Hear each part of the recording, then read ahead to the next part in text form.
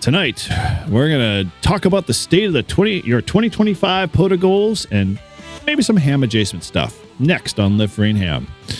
Hello and welcome to Live Free and Ham podcast. This is our weekly show where we discuss ham radio topics in New Hampshire, New England, and beyond. And we're thrilled to have you here, whether you're a regular listener or maybe you tuned in for the first time. And if you are, thanks again for hanging out with us and joining this episode. So, as we always like to do, let's get into the show. I'm your host, Eric, call sign N1JUR, and I'm with my co-host, partners in crime. It's Paul, N1OG. Todd, W1STJ. All right. Well, before we usually like to get into our topics, we're going to just get into some of our ways that you can be more engaged and part of the Live Free and Ham community. First and foremost, you can obviously connect with us on a number of ways. You can head over to our Discord and check that out. That link is in our show notes and on our website and is always available. And we'd love to have you come hang out with us. You can always leave us a voicemail. You know, you can, if you got a question or maybe you've been racking your brain and need some help, then you can use the voicemail number of 978-233-1142. And you can always call us, like it says, and you'll call us for a good time. And new way to be able to reach out to us and just to say hello, as a more of a community kind of builder, is we got an All-Star node. So if you have not, heard about that, we have a new All-Star hub set up. You can all join in. We've got a couple people already connected. Our All-Star hub number is 580-871.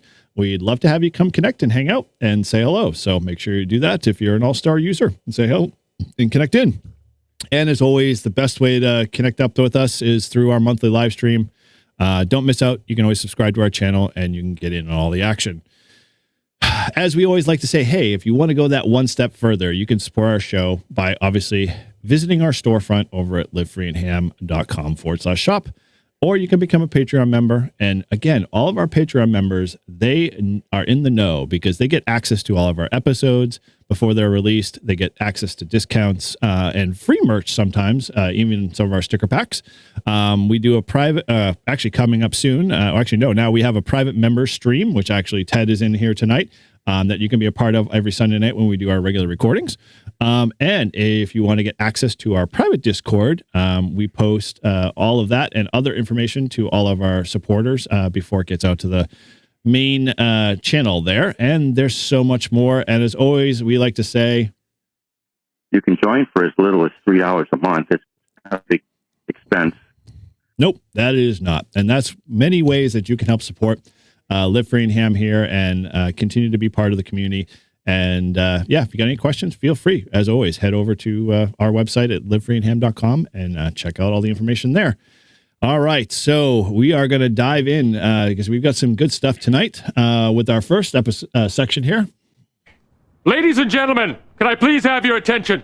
I've just been handed an urgent and horrifying news story. Everybody, we got some news. Slow down, Boog. Let me handle this. We've got some news. I've got bad news and bad news. I have reviewed ship's personnel, Captain. Congratulations, you've got mail.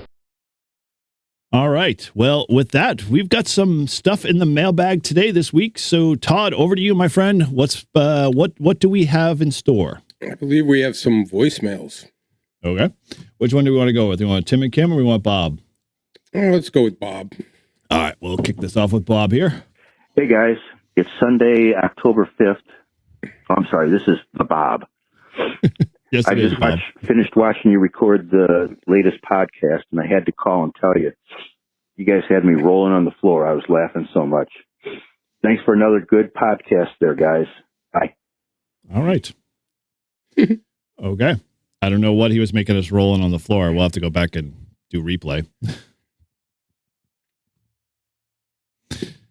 All right. And then the next one? Yep. Must have been a damn good show. Hi, this is Tim, WM1H. And this is Kim, KC1VYM. We're just calling to let you guys know that I just reached 60% of my ham license setting. Woohoo! And for what class of license is that? Extra. Extra. I just wanted to call and let you guys know good stuff going on here. 73. Talk to you later. Bye. Yeah, just rubbing it in. Yep. Yeah. Sadly, bud. 60%, man. That's well, we don't know where you're currently at, right? Yeah, I'm about 50, 55, but I don't know. I haven't taken that test lately. Okay. 60%, that's about 2 out of 3. There we go. Thanks, Kim. Well, there you go, my friend. That's pretty good. We appreciate all of those awesome voicemails as always. Bob, we're gonna have to go back to Team Replay and figure out what the heck is you're rolling on the floor cracking up about, because I don't remember what we said. I think it was just me and Paul going at it. Had to Probably. Be. What else was it funny? had to be. Yeah, I play Switzerland and all of that. Oh, very cool. Well, Kimmy, hopefully you continue on with your studies and get to that extra soon. And hopefully maybe Todd is able to lead you further into that. But we will see. All right. So good on that, Paul. Do we have any Winlinks that are just regular feedback or anything? Or is that a do good? Nope. We've got a do good in the Winlink. Okay, well, we will jump to that in a second, but thank you, everybody, for sending stuff in. We always appreciate it. And just send us more. We always enjoy these voicemails. They're always fun to hear. And we are glad, we are giving you guys, belly laughs over and over again. For what reason, we're not quite sure, but we'll figure it out. Anyway, all right. So let's do this next segment, which we haven't done in a while, which I have to figure out where it is. Okay, yeah, there it is. There's a button.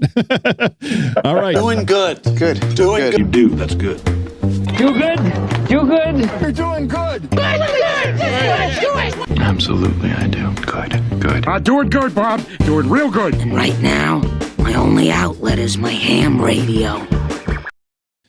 All right. Well, there is the do good segment, and we haven't read this one in a while. So maybe you've been barely listening to this for a while and you're a new listener. So we all aspire to kind of do good in ham radio. So whether it's assisting during disaster, providing that communications for the local road race, or hosting a POTA meetup, we all love to participate in ham radio activities. So sometimes we just it gets overshadowed by all of the negativity and the bad lids and stuff like that. But we are going to turn this over and say, hey, bring on the good deeds. We want you to share your story. And you guys have stepped up to the plate. So we've got a couple of good stories for tonight. And so we're going to dive into those really quickly. So I'll give the floor to you, Mr. N1OG. What was the ones on the Winlinks? All right. So Kilo Quebec 4 Alpha Lima Kilo writes a Winlink email, and the subject is doing good and Winlink Wednesday. And so he writes, come on, guys, let's make Winlink Wednesday a regular thing. We need more people to send things in. Yep. For the doing good side of things, I'm bringing up our support of Camp Twin Lakes and the annual Spin for Kids group bike ride. The ride was held on Sunday, October 5th, and we had quite a few hams out supporting. 4 rest stops were manned by 2 to 3 hams each, several mobile riders trailing the group, and a net control. Both my wife, Kilo Quebec 4 India Sierra Sierra, and I were there at the first rest stop, cheering them on and helping relay info and requests from volunteers.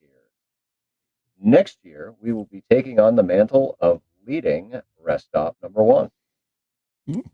Very cool. A note from the camp manager, quote, wow, what an unforgettable 19th annual Spin for Kids.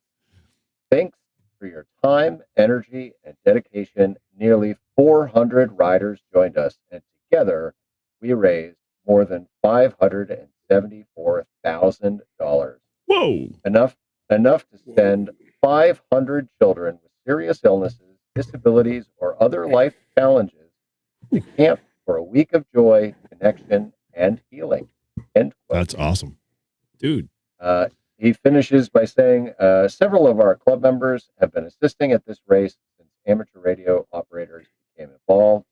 I'm greatly looking forward to next year. 7-3 AQ4 ALK Derek. Awesome, dude, Derek. That's impressive. Oh yeah, $574,000. That's awesome. That's some big money for sure, and they all get to go to camp. So I feel like we're watching, oh man, my brain is on fog today. The Ocean's 11 Ocean's 12. It's like, and you donated, you sent 500 kids to Camp Noawata or something like that. That's awesome.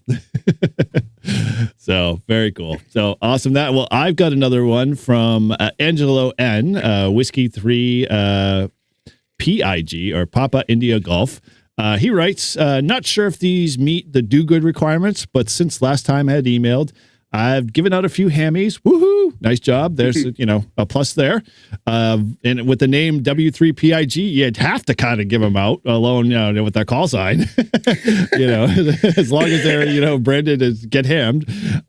Volunteered for the local, through the local club at my first public service event. Nice job. Large turnout race.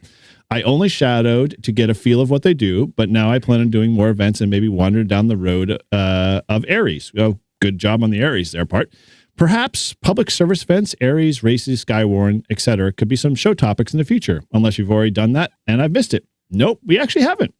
We've kind of complained about it in a little bit here and there, but we have not actually talked about the good sides of Aries because I know Paul's active in that in some level, and I don't have any involvement except knowing how to spell Aries, so it might be worthwhile. I'm an Aries member. I wouldn't call myself active. You wouldn't say active. Okay. All right. So then we might have to bring on some Aries folks to our podcast to help bolster up that, topic. So he says 7-3 and keep up the good work for the show. Whiskey 3 PIG. Cool. All right. Well, thank you guys both for submitting awesome stuff with Do Good. And like we said, Do Good is basically just like simple things like maybe you shared your first ham radio experience with a total stranger while maybe activating a park, teaching that student, a family member, or neighbor about the joys of ham radio, or you got to demonstrate to a new technician the thrills of HF at your local club's field day. Then that's what Do Good's all about. We want you guys to share those stories, so send them on in. You can send them via Winlink. You can send them via email. You can post them up on our Discord. We want to hear about that. So yeah, thank you again for everybody submitting those into tonight. And so, yes, the Do Good is back on the rails again, and we are, talking more about that stuff. So it's great to hear. So, ask and thou shall receive. Yes. Oh, what? Wait, what? Oh, dude, hold on. Something just came across my desk really quick. Wait a minute. Hold on a sec. Let me just play. This is a weird video. Let me play this for you.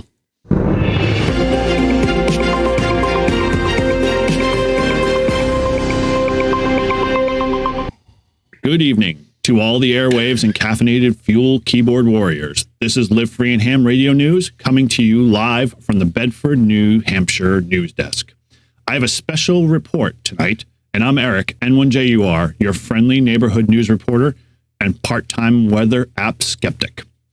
Our top story tonight comes straight from the Bedford Police Station, where on Saturday morning, in a plot twist worthy of a vintage scroll wheel, Kim Cates, KC1VYM, a general, reportedly entered the station to confront our Granite State Amateur Radio Volunteer Examiners team during that 9 a.m. testing session and requested to take Element 4. Yes, you heard it here.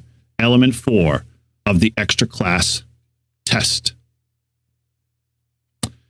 It has been confirmed by Paul, N10G, our volunteer examiner, that Kim had successfully passed the exam and been granted her extra class license privileges. Extra, as in she had a lot to do of extra studying. Though we should really note that prize is the extra capabilities for her on the airwaves. Her husband, Tim, White Man One Horse, or Whiskey Mike One Hotel, is reportedly very excited for his wife's dedication and focus in completing what is being called a monumental task. Monumental, folks, unlike the year-long segment we've been doing on Live Free and Ham. When asked by Kim how long the journey took, she said it took less than 6 months from taking her general exam to being prepared for her extra. That's faster than most of us find a decent breakfast on Wednesday's club meeting at Press Cafe. So we are going to wrap up tonight's broadcast and say, from all of us at Live Free and Ham and the news desk, congratulations, Kim. I'm Eric, N1JUR, and I'll be signing off. Remember, keep your rigs tuned, your memes clean, and your QSL cards ready. Good evening, everyone.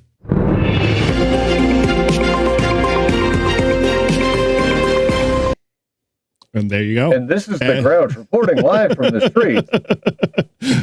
And all I gotta say, It's everyone's favorite segment. And now, a little something extra with Todd, W1STJ. Still a general. And it is true, my friend, that is not made up. Oh, good for her. Congratulations. It's just one more extra I've gotten. I know, right? So, like, you should just keep putting medals on your chest. Yeah. How many extras? The question for Todd, though, right? Before we get into the real question, what do you call a person that graduates medical school at the bottom of their class? A doctor still. A dumb doctor. A doctor I don't want to go to. Still a doctor. A practicing doctor. All right. Well, yeah, like to lead into that. Well, yeah, you heard it here. This is where we help Todd study, or where Todd, I should say, we should change this around, where Todd helps you study and get your extra, or general for that matter, because we should start incorporating general questions and technicians into this as well, because it seems like it's just a broadening, its horizon. So each episode, we test Todd with 3 questions for the extra question pool. And so if you'd like to follow along, you can head over to hamstudy.org, which is an awesome resource, and it's helped Kim, obviously, help her prepare for a test, and is always recommended by all VEs that hamstudy.org is the best tool for getting your test and your license. So with that, I'm going to hand it over to our VE Quizmaster. Go ahead, Paul. Take it away. All right. Well, you know what? I'm going to throw a wrench in the works. Oh, boy. Oh, boy. Instead of extra, we're really gonna mess things up. Hold on. No, I'm not doing the other ones. We're gonna switch. We're gonna try technician tonight. Okay. Let's see if we all fail. Here we go. You heard it here, folks. This is a monumental time. Watch us all go down in fire. All right. So your first technician question of the evening: how many milliamperes is 1.5 amperes? Is it A, 1500 milliamps, B, 150 milliamps, C, 15 milliamps, or D, 15,000 milliamps? Ted, feel free to jump in there, since you're obviously more than a technician yourself. What say you, Ted, while we were making our own guesses here? Todd, you want to throw in first? I want to say it's 1500. Yeah, I think based off that, it sounds about right. Ted, you got an answer?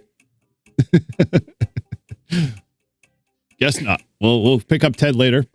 Oh, A, there we go. And he says right. A. A is correct. We're all technicians still. This deserves a good applause if I can find it. There you go. There we go.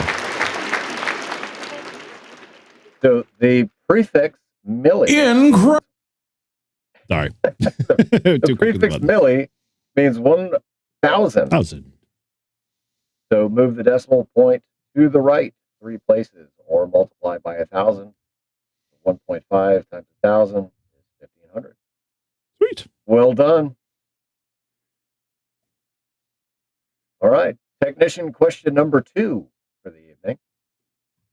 Which of the following is an application of APRS? Is it A, providing information on the number of stations signed into a repeater? B, showing automatically the number of packets transmitted via PACTOR during a specific time interval? C, providing voice over internet connection between repeaters? Or is it D, providing real-time tactical digital communications in conjunction with a map showing the location of stations? Dun, dun, dun. D. Yeah, That is a guarantee. And there is a little bit of a lag before Ted gets in there, but yeah, you got the questions there, Ted. You want to throw in?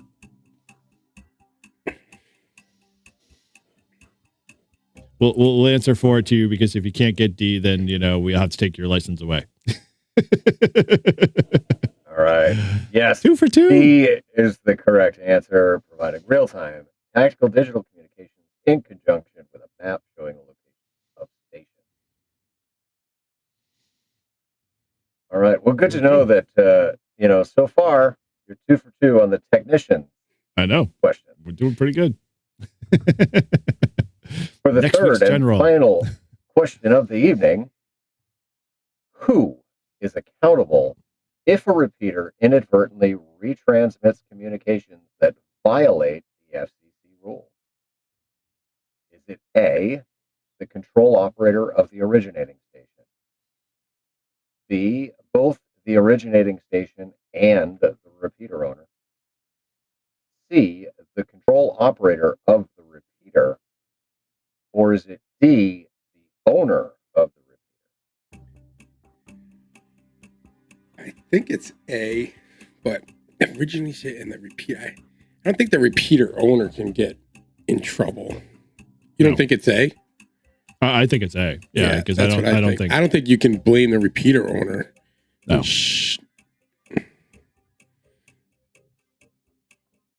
All right, so A is the final answer, and A is correct. 3 for 3. We are all technicians today, sir. At least I'm worthy of a technician license.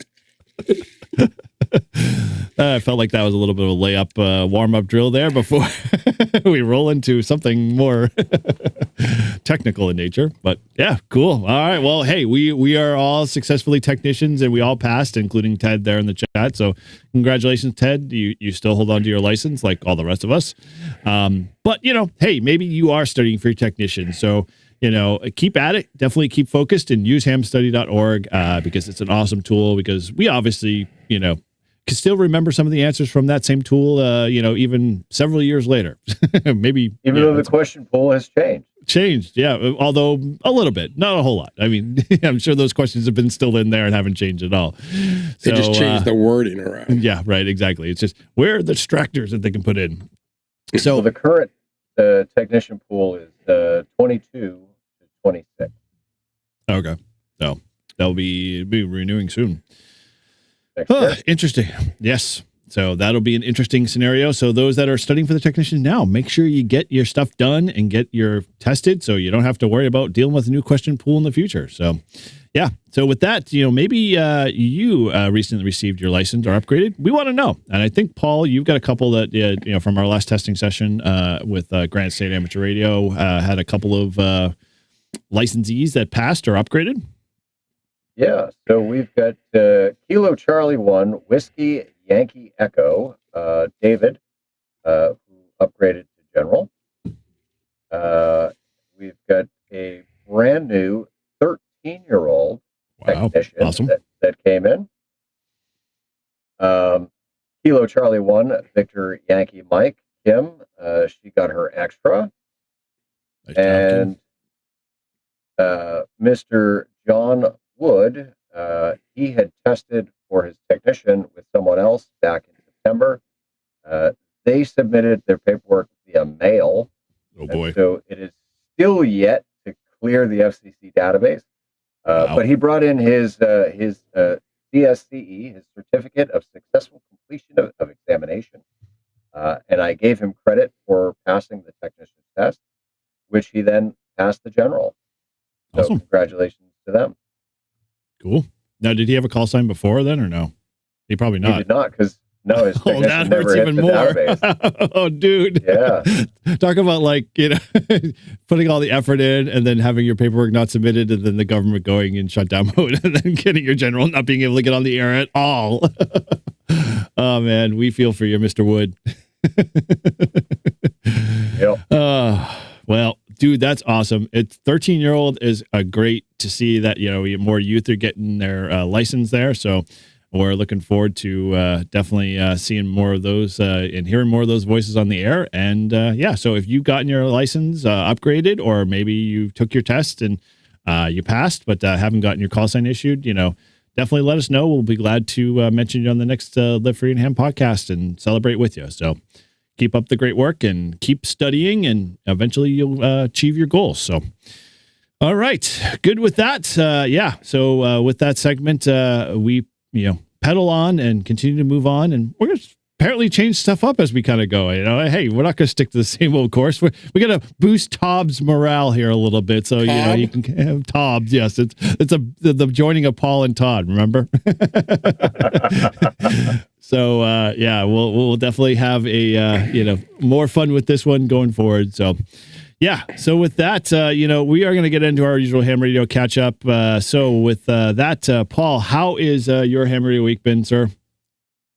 So I didn't do a ton of ham radio this week. Obviously I led the VE testing session yesterday, which was great.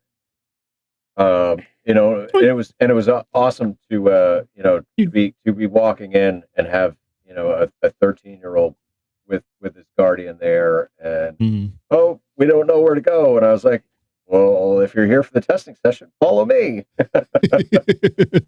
Very cool. Well, you did some ham radio. You did. Last week we were at Nearfest all weekend, so yeah, you did a lot of ham radio per se. Yeah, that's true. Sunday to Sunday. I'm still trying to sell my Cushcraft R7. However, now that I am banned from Facebook Marketplace, why are you banned from First Place Marketplace? Oh, do you want to know? What happened? I violated their community terms. Somebody reported one of my listings as being a violation because I had four, essentially three of them were hunting knives, one was machete, but I had them listed as cutlery. Well, you sort of have this. Who freaking reported you on that? You can't put knives on Marketplace? You can't. No. Nope. Because it's considered a weapon. Fucking liberal fucking bitches. That's what it is. That's what it is. Not any longer. Not any longer. It is those. Give me a freaking break. Oh, dude, they pull. I don't understand why they give them shit about that, because of the restrictions on everything else is like through the roof. Whatever. It's insane. It's so stupid. Freaking couple of knives, camping knives, hunting knives. Yep. Yeah, it's like my administrator. He's afraid of knives. He goes, it could kill someone, and I whipped out I said, I had a pocket knife. I said, would you like me to kill you with this or with this letter opener? Which one do you think will work better? Because the letter opener was like that long. The letter opener might actually add in some enjoyment along the way, but yeah, I'm like freaking people. I'm like, you're such a. Oh. So they ban you for that? They didn't even give you a warning? Well, no. So they did give me a warning. Yeah, and the warning was when I first posted it as knives. Yeah, and they said no, those are weapons. And I said, okay, well, cutlery. I'm going to repost them as cutlery because it doesn't have to be a weapon. It's a sharp object for cutting. You should sue them. How can name half the shit in there that could be considered a weapon? Oh, I'm selling my car. That's a weapon. If I run you over with it. Instead of giving Paul more to do, let's just get the knives sold some other way. Oh, it's a pot. Oh, it's a weapon. If I throw it at crack your head, it's going to kill you. Give me a break. These people. The world has just gone to shit. Well, it's actually not entirely ham radio. But at Nearfest, I picked up an ICOM HD. What is that? This was courtesy of Tortoise Overland. Oh, okay. This is the IC-A6. Never heard of it. It's an Hello, Mike. It is an airband HD. Oh, so it's a receiver? No, it's a transceiver. Oh. So now when I go to do ground crew for demos, very cool. I can talk back to the plane and I can say, yeah, okay, these are the current wind conditions here on the field, and you know, I can coordinate with the plane. Do you need license for that or no? No. You don't? Are you serious? Wow.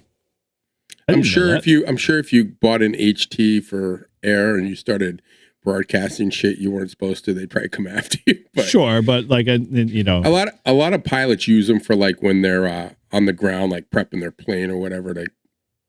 How do you identify then? Well, he's going to be at the jump zone, right? Yeah. But like, so what I would do as ground crew is I would identify as ground crew, and I would say, you know, ground to skydive 1 or ground to whatever the tail number is. Yep. And then the pilot would respond back if he could hear me. Got it. So just like a consecutive number. Yeah, and so a lot of times, you know, the way that it ends up being is because I will hear the plane a long time before the plane can hear me. You know, it'll be constant. You know, ground to skydive, ground to skydive, ground to skydive, ground to skydive, and then finally they'll hear. More power, Scotty. Yeah. Well, Carlos is actually considering some type of like a man pack unit so that you can put more power and have a taller antenna. Oh. Well, I mean, ultimately, you could probably like put up. I mean, airband's like 2 meters anyway, right around that frequency range. So, I mean, you could probably retune a whip for it, and, you know, be able to get a little bit more dB out. Yeah, it's like 118 to 130. I believe. Yeah, so you'd have to, you know, shorten it up a little bit or whatever, or make it longer. Just put an amp on it. 1,000-watt amp. Dude, does he need that? No. Ground control to Major But Tom. damn, it'd be cool. Right. Be in the middle of a baseball field with like this whole big setup. 600-watt amp strapped to your chest. Nice and warm in the wintertime. I jump all the time. Cool. Oh, dude. So nice. Good on the airband purchase there. So it's funny because Tortoise, I know he was giving away radios like he was Oprah over Northeast, you know, during Nearfest and whatnot. But how are the batteries in that one? Well, so he gave it to me with a battery, and I did test the battery on at least a receive only. It'll go for a good solid 24 hours straight. Mm-hmm. But I didn't like the tiny little barrel jack that's in the radio for charging the battery. So I picked one up off of Amazon for I think $20. Mm-hmm. It's USB rechargeable, and it's got an indicator light around the USB port. So you know. Yeah, so that way, like, you can plug it in, it's red, and when it's charged, it turns green. Oh, that's good. At least you didn't get like Annie. Annie got that radio from, you know, him, and all 3 of the batteries had 0 charge and had no, like, one had just barely enough. When you turn the radio on, you'd see the display and then it would go dead. And like, she's tested all 3. She's like, I just bought 3 brand new batteries because there's no way I could, you know, none of them kept charges. So like, well, that's the benefit of like buying radios cheap. You never know what you're gonna get with batteries. Yeah, and actually, I have a battery box for her. I gotta figure out a way to get in touch with her. I told her she could have my extra POTA battery box and a couple other things. So, I can come by tomorrow or whatever, or Tuesday. Monday's going to be swamped, but I can come by Tuesday because I'll go to breakfast on Wednesday and drop it off to her if you want to do that. Yeah, all right. Well, Tuesday, I should be at the park with AC1RH. Okay. Well, yeah, I mean, it'll probably be mid-afternoon, late, whatever. So you can let me know. We're gonna be doing a little antenna testing. That the Rybakov? This is the Rybakov. Yeah. Ah, nice. Yeah. Tuesday, hopefully the rain holds off, man, because we're supposed to get rain tomorrow, and that was when I was planning on doing the Rybakov test, but I'm not going to do it in the rain.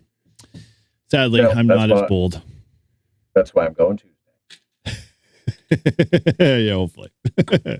Very cool. All right. Well, yeah, it sounds like you had some good ham radio stuff going on, and so over to you, Todd. How was your ham radio week, my friend? It was excellent.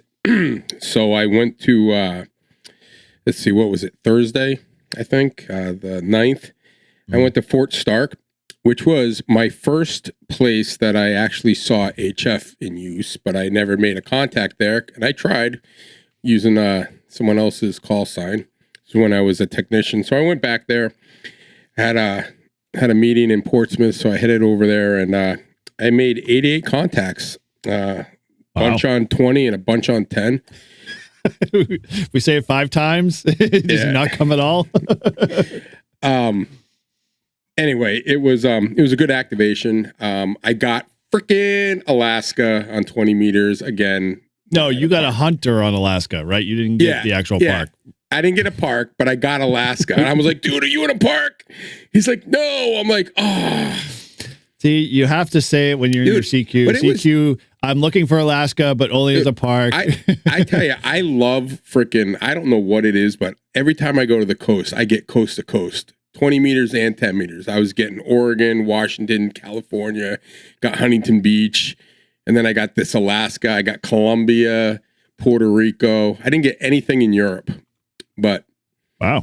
I know it was especially weird. Being on the coast. Yeah, I would have surprised you wouldn't have more. I didn't get one. I heard someone, and it was the band. 10 meters was weird. It was like in, and then it would out, in and out, and it was getting late. You know, it was probably like, I don't know, 4:30 when I was on 10, so it was kind of getting later in the day. But you know, it was just kind of, I was just surprised. But yeah, it was awesome. I mean, I got into pile-ups, and I was like, oh, this is what it's all about. I was doing like more than like one a minute, and it was fun.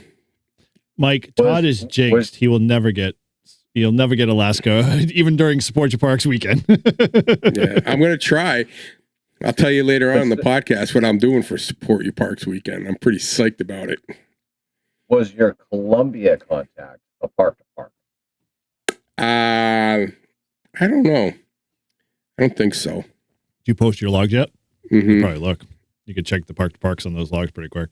Oh, you can? Because, so, well, not this past week that just ended, but the week prior, KC10HC and I, we got Columbia park to park.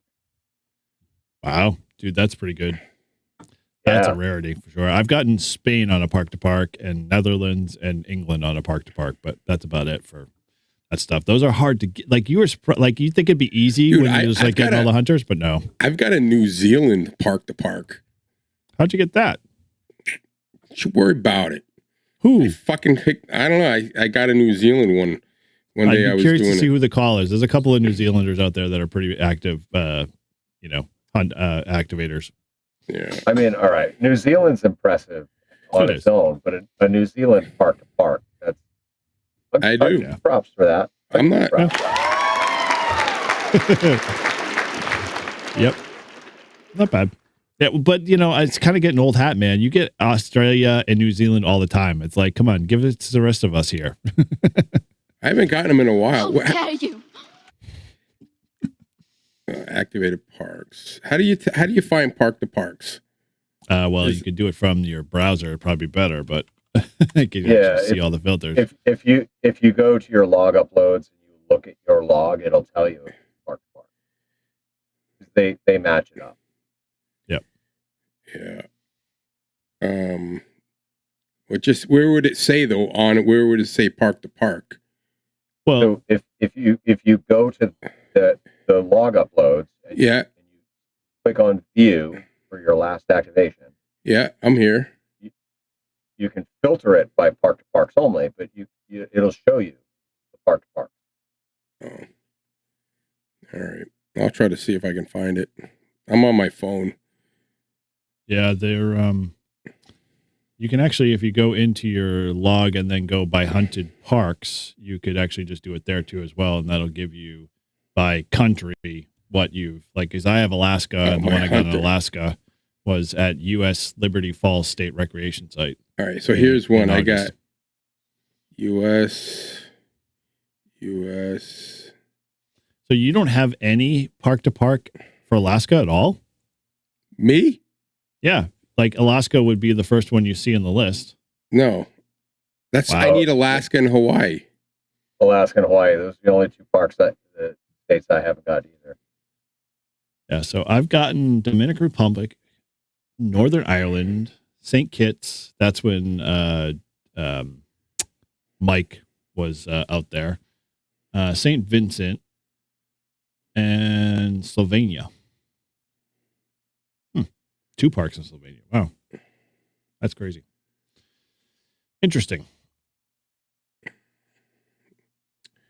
I don't think that was a park to park. That.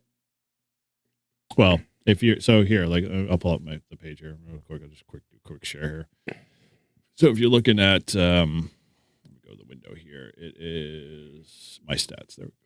So if I do my stats page, so like you're at my stats, and then you're looking at 100 parks. These are all of the parks that are park to parks.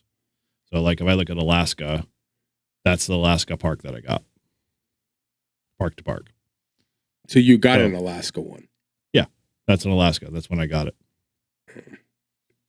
So if you go down to like whatever, like I got about New here Zealand. You go, New Zealand, Auckland, 1 QSO with 1 unique park.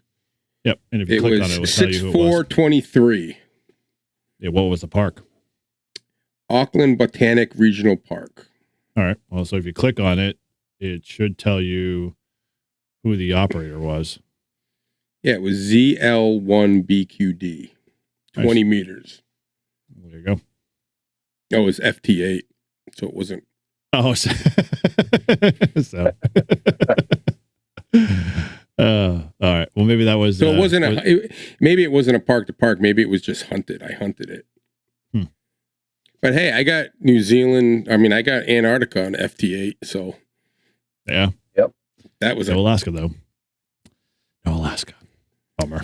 Whatever. You know, it was pissed me off is when I went to California. I brought my ham radio shit just to get Alaska, and I didn't get. That was when I couldn't. When the band sucked for me, and you got 100.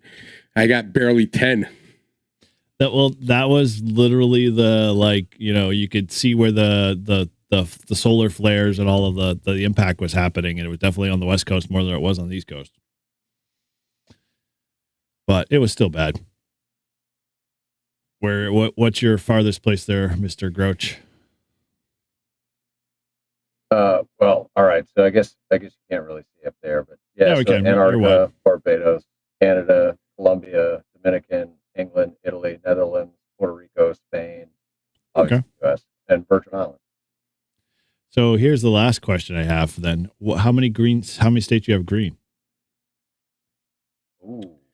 How many states? For what? Now that we're in this. Just in general, that he's put green. That you've activated? Yeah. As an activator, yeah. Wow. Well, you got Georgia. When did you get Georgia? I got 14. Wow. Nice. Yeah, I got Georgia. I got Georgia last year. I activated the Savannah Wildlife Refuge. Huh.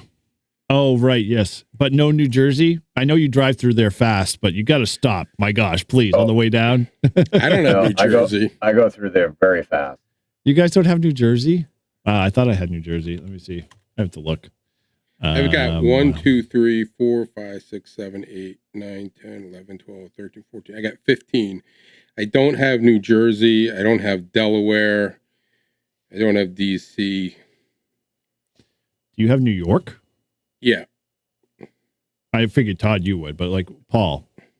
Oh yeah. Yeah, you got New York. I did New York with Mike. That's right. Yeah. I was gonna say. I thought that's why I was like, right, New York. So I've got Connecticut, Florida. I don't have Jersey. I thought I had Jersey. Where the heck did my Jersey? I know I activated in Jersey. Why didn't I have that? I got to go back and look and figure out why I didn't upload that. Mass, Maine, New York, Rhode Island, Virginia, Vermont, North Carolina, Florida, and Connecticut. That's sad. 2, 4, 6, 8, 10.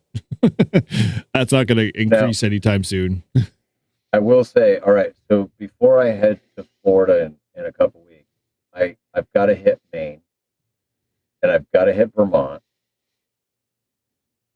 because, like, it's silly to not have both of those. That should have been, like, the first, like, couple of states, at least in the New England area, that you hit. I got that one out of the way quick. Oh, man, yeah. And I mean, I've already turned South Carolina green, but I booked, because I coordinated with KO4AFL. I booked a 2-night stay at the Santee National Wildlife Refuge or whatever it is down there in South Carolina. Right. Because Steve had never activated that park. And now, come to find out, he's got to go to someplace for work, San Diego or something. So he's not going to be able to activate. I haven't been around that way. That sucks. So I've got 999 parks hunted. Oh, I do need North Carolina though, so I got have North to Carolina. visit the Hillbilly Ham. And I got 500 park the parks. You have 999 parks? No, hunted. Yeah. I'm around 1274. How many parks activated? Yeah. How many parks have I activated? 56. Yeah. Paul's got how many there? 10? 18 activated. 18? Oh boy. And Yeah, you gotta stop more on your road trips there, man. I'm right around 107, which is not like a lot. Like I've got 270 late shift activator contacts. Late shift hunter contacts, I have 236. Early shift. What the hell is an early shift? Like That morning? That's like the, depending on what the park cycle is, it tells you. But yeah, depending on where you're at. And then early shift hunters, I got 90. Entities hunted, only 10. What does that mean? What's an entity? Actual entities that are unique. Like country? No. Parks.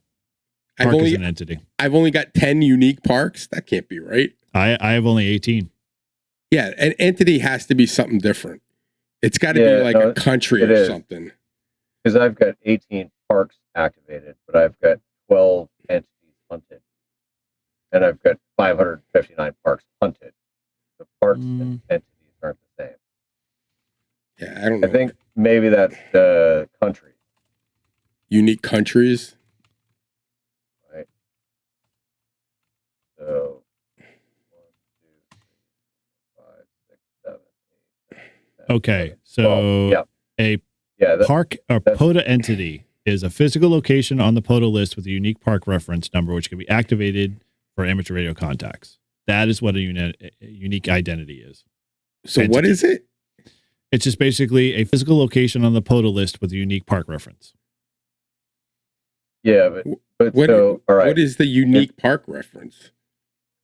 You see on my screen, right? Because now you've got me highlighted, right? So my list of countries. Sure.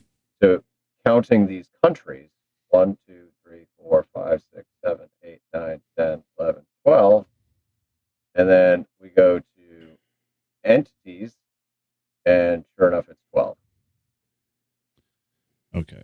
Someone actually posted this. If you go to stats, hunted parks, it's essentially, they're DX entities. That's what they are. They just didn't put DX in the name. So you're right. Yep. So yeah, that's unique countries, like we just said. So cool. Good call. Yeah, because I've got Austria, I've got 1, Canada, the DR, England, I've got 7, Italy 1, New Zealand 1, Poland 2, Puerto Rico 9, Spain 5. What's the 50 states there you're hiding behind your back there, my friend? Which one don't you have? Alaska. Alaska. and just off screen is Hawaii. Yeah. I have Alaska. I just don't have Hawaii. That's the only one I don't have. But I got my 50. So I'm good. Doesn't count. It does. It's the way it is. Hunt 50 states. DC's a wild card. Yeah. DC's a wild card. Dude, otherwise nobody would be able to get it unless they physically traveled to DC or, you know how hard it was to work DC? I get DC all the time. DC, Virginia or DC? Like Washington, DC. You have to be careful because depending on where they are, every time, like you try to hunt Alaska all the time and you never get it. I did the same thing. I would hunt DC parks thinking they're in DC and they'd be in the Virginia side, not the Washington side.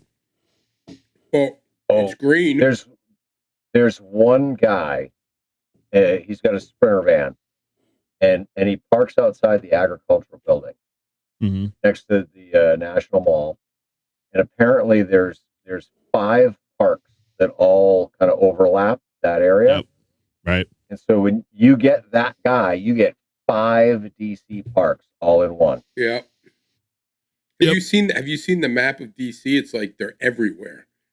Yeah, like if you crazy. like just pop in there, you just I mean, the whole area is. Say, I should just go down to DC, sit there, then throw out my Buddy Pole Pro, because I'm sure the government doesn't want you throwing up fucking wires in the trees. There'll be a bomb alert. I don't know. Was it St. Louis? K Murder didn't. He violated the Arches rules and threw a line up in the tree and got away with it. Should throw one out you should throw one out the Arches window. Yeah, I don't think you can. Have you ever been up on that thing? It's like you go up on it. It's like cha-ching, cha-ching. It's like an elevator, but as it goes up, it sways down to level you off, and then it goes. You start tilting, and it levels. It's like a crank, yeah. And then you get to the top, and it's like you walk like it's like curved. So because it's dark. Yeah, it's also freaking moves when the wind blows. Oh, I hope so. I mean, it would be kind of cool to toss a 135-foot wire off the top of that thing. Or like is Liberty Park a park? Go up to the Statue of Liberty sneak up onto the torch. So here, bring a G90 and hook the G90 to the Statue of Liberty. Gosh. Here's the map of Washington. This is like where the 5 parks are. Here, you guys see what pops up. Here you go. See the zoom here. Yeah, look at them. Literally all. All in like this clustered area. So you could be parking anywhere in Potomac Park. That's where we're gonna go do our rove. That's a wussy rove. What are you talking about? Look at how many parks there's. You could do. Look at the one out by Stanton Park. You start there. 1, 2, 3, 4, 5, 6, 7, 8, 9, 10, 11, 12, 13, right, but you only 14, have to 15. do one because you already have a 5 for there, or 8 more than 5 for 1, 2, 3, 4, 5, 6, 7, 9. Look at that. Anywhere around the Lincoln Memorial, that's a 6 per. Yep, right. Yeah, I guess that's linked there too. 1 President's Park. 1, 2. Yep, there's one there. 3, So 4, 5, 6, 7, 8, 9. That's a 9. Jefferson. It's 9. 9 parks. Holy shit. So we should road trip down there. We'll do 2. It'll be a 2 for 9. People will get 18 freaking contacts. You make one contact, you've activated all those parks. Look at it. I mean, Dwight D. Eisenhower. This is a small little plot. I mean, literally, you could drive there and then drive to agricultural grounds and activate the mall. And then, from there, you can decide to go up, any of the side streets. My gosh, there's probably smaller World War National. My gosh, there's way too many parks.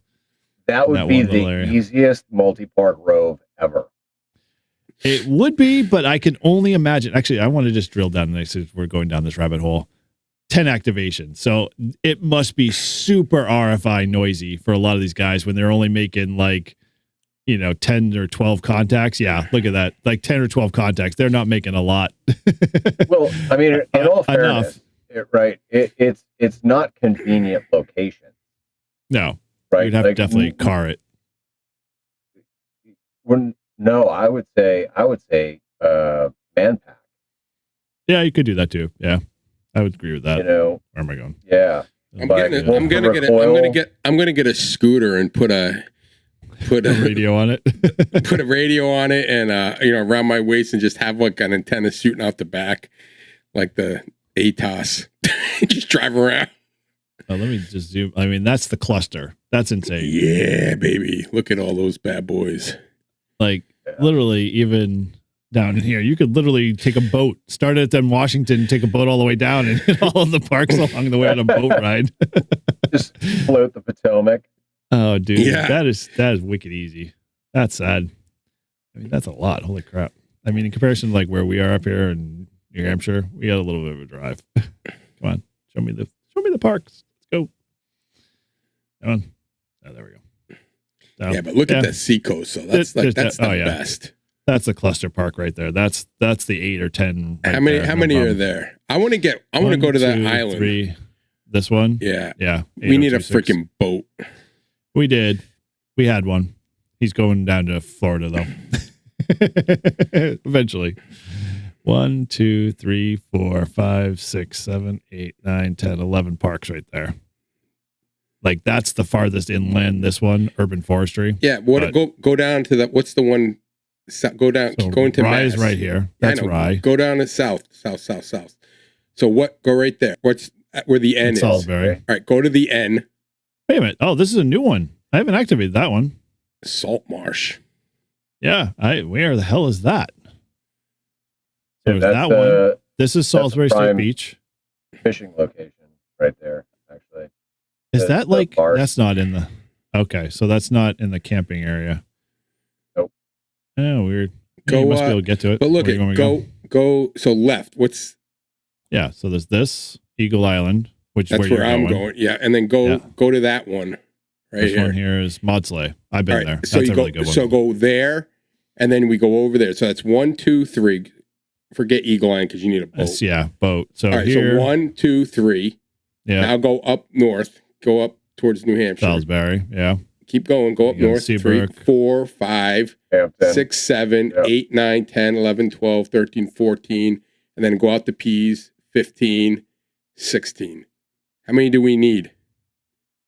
Well, it stops at 15 and then goes to 25. All right, so we just need to get 15. Yeah, that's our next jump for sure. That's how we're gonna have to do it. I missed Mike's comment, Buddy Scooter Pro. Yeah, baby. Dude, that sounds like a good marketing matchup. You're gonna see it, Mike. I am definitely gonna be. I'm gonna do it. Fucking scooter and park scooter, and it's gonna be awesome. Better charge a lot of your batteries up then. The only way you can benefit out of that is in Washington. Yeah, I'm gonna have like I'll freaking rig the scooter battery to it. Yeah, right. Well, I think our opportunities for roads. I'll have a backpack on front of the radio, and the backpack on the back will just be. Oh God, can you imagine how much the battery weight alone on that? Oh, dude, that's heavy. But an idea, definitely. So yeah, if we need to do 15, that's definitely gonna do a little planning for sure. Because I have never been to that salt marsh one. Listen, and we have to do it earlier. Like we got to get up. We got to be down like 4 in the morning. No, we need to be there at like 6 in the morning. Go 6 to 6. Okay, so 2 more hours earlier than what we were doing when we started at Salisbury at 8. No, we started at 9. No, it was 8. I looked at the logs. It was 8. It was. Yeah. I think we should start at 6. Start at 6 and we go to 6. 12 hours. Let me stretch. That's gonna be fucking a lot of parks, especially the ones that like make us go inland and then back out to the coast. But we'll plan for it. But I'm not even gonna do any of that until you fucking get the rail trail done. Get the rail trail done. I want it done by this year. I don't if we have to do it in hell high water and snow. I don't know. I'm not looking forward to it, but I will. Get it. Listen, get it done before I head south. I would like to see that. Yeah, that could be. Is that possible, Todd? How many do I need? 27th is when I leave. How many do I need to get? I think you're 46. I think it was 46. Let me look. I lost track. Is it gonna rain all day tomorrow? Yeah, that's the plan that I heard. Oh, I can't do it tomorrow anyway. I got to pick up Zach's electric bike. You are 926, so do the math. Yeah. So from tomorrow, I leave in 14 days. Okay, that's easy enough in my book. I don't know about Todd's. I mean, he's got a busier schedule than me sometimes. 51. Yeah. All right, I'll get 51 Tuesday. No, I got court Tuesday, Wednesday. Can you do it from court? When you guys do the live stream, right? I'd like to be there so that I could be the third wheel and offer some extra cameraman, point of view. And maybe commentary. I just need 10 so that I can say I successfully activated during your activation. That works. Yeah, we'll happily pass it. I mean, you'll be able to get 10 alone. Just the fact that we're working towards 1,000. I mean, like everyone's gonna be like, let's get close enough. Yeah, you have no problem getting. So I can Wednesday, Thursday, and let me just see what Friday looks like. I'm going Thursday to Russell Abbott. I'm going to reach out to Shannon. I think she wants to come with me. Cool. I need 140 for my kilo. Oh, nice. So I'm going to try and wrap that up this week. Do you have cell service there? I do now with T-Mobile. Well, T-Mobile, baby. When you get to 998, please text me, and then I'll be the one jumping on. Come on, baby, make me 999. All right, we'll figure that date out either way, and right, you know. So I can probably do Wednesday. I could probably do it. Thursday, I could do it, and Friday I could do it. So I should be good. Okay. Yeah, just need 51. So get them done, and we can then schedule the live stream. It'd be cool. And I should stop at 51. Stop at what number are you at? Just stop at your number. 977. Okay. So 977. I'll be in a pile up, and I'll be like, no, dude. All you have to say is sorry. The park ranger's kicking me out here. I gotta go.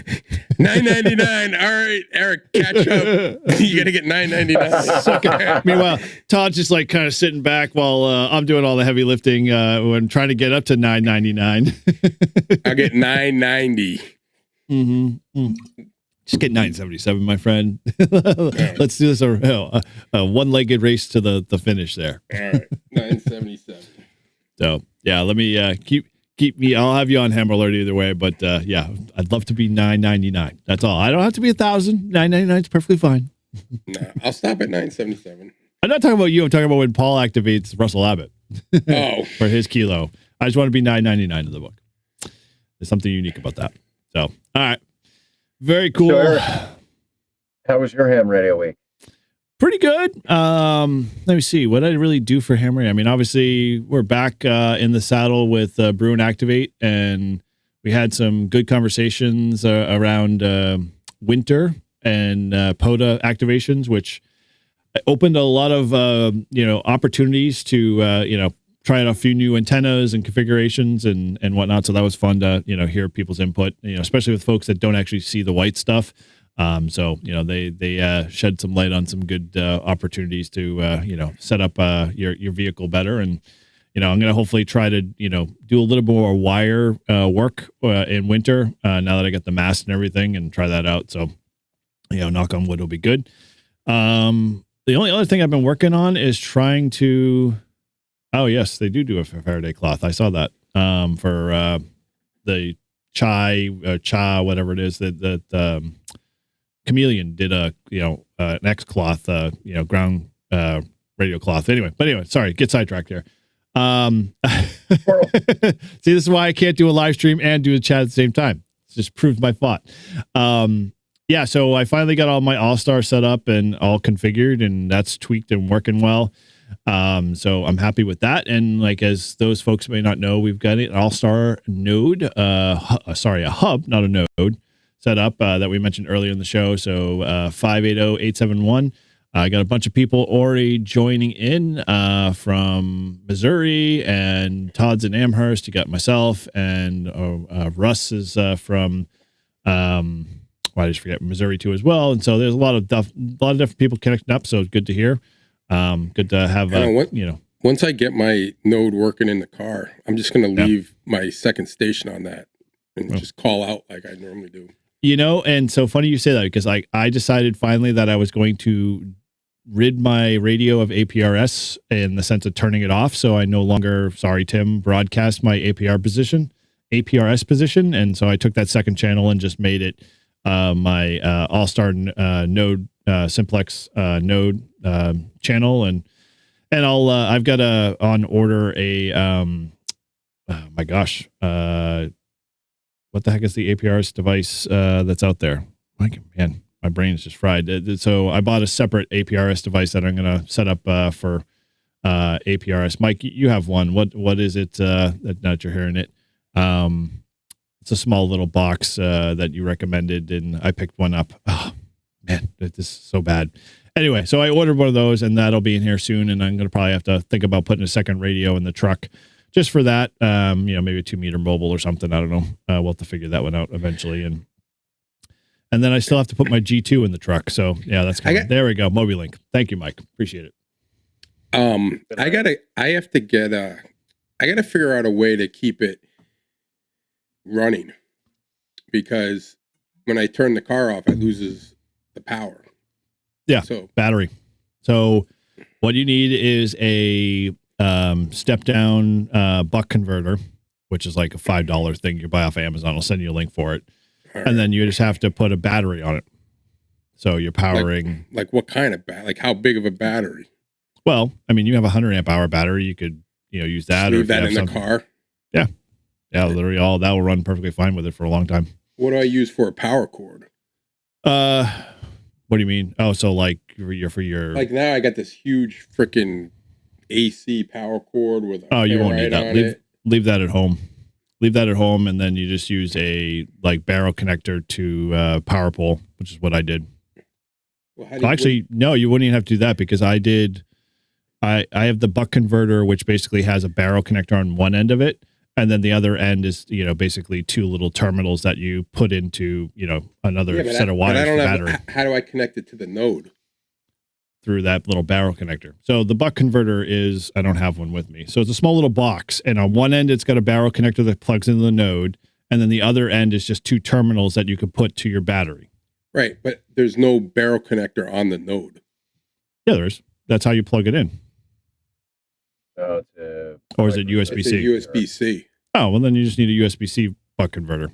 So go USB-C to USB-C, and then that barrel connector. I'll send you one. And then I can just plug that in, then I can just plug it in. How long would the 100 amp battery last? Well, my 8 amp hour that I have in there now gives me about 3 days, even on standby. If I don't use it, if I use it, I probably get 2 days. And when I get the 50 amp hour battery in the truck, finally, it'll probably go for a month easily, no problem, before I have to charge it. So let me ask you this. Do you have to keep the node, the hotspot running? Yeah, probably. Yeah, you probably have to provide power for that. That does have batteries built in.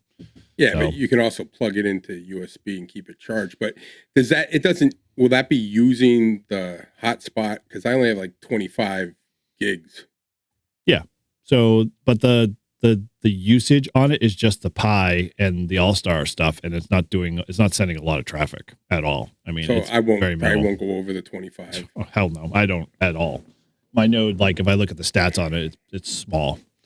So yeah, I'll send you the 2 links for the buck converters, and then you can power through that. And we have to go through looking at the what do you call it? Your app and my app to make sure I got everything because something's wrong with it, because it won't stay connected. Like it pops up and it shuts down. Like it shows it's on and then it just disconnects. Yeah. And then other times it stays on. I'm like, what the hell's? I didn't do anything different.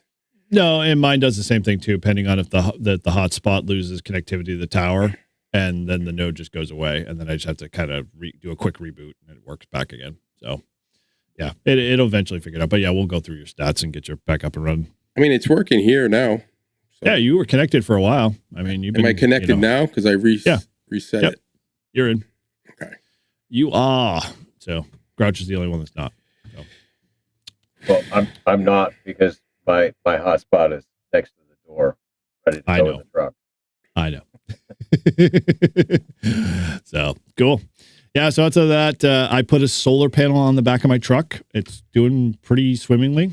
I'm pretty psyched about it. So, like I said, I have the West Mountain Epic Power Gate that has a solar MPPT connection in it, and so I bought a 60 watt. I can't remember who I bought it from. Panel that's flat enough and it's wide enough to sit in one of the sections of my tonneau cover, so it doesn't like overlap, and basically just use some what's the stupid made for TV tape that seals up holes in water and stuff like that. I use that stuff. Yeah, right. I use that to basically seal around it so water couldn't get underneath it, and you don't even see it because it's so like it blends it with the tonneau cover a lot of times unless you're paying attention.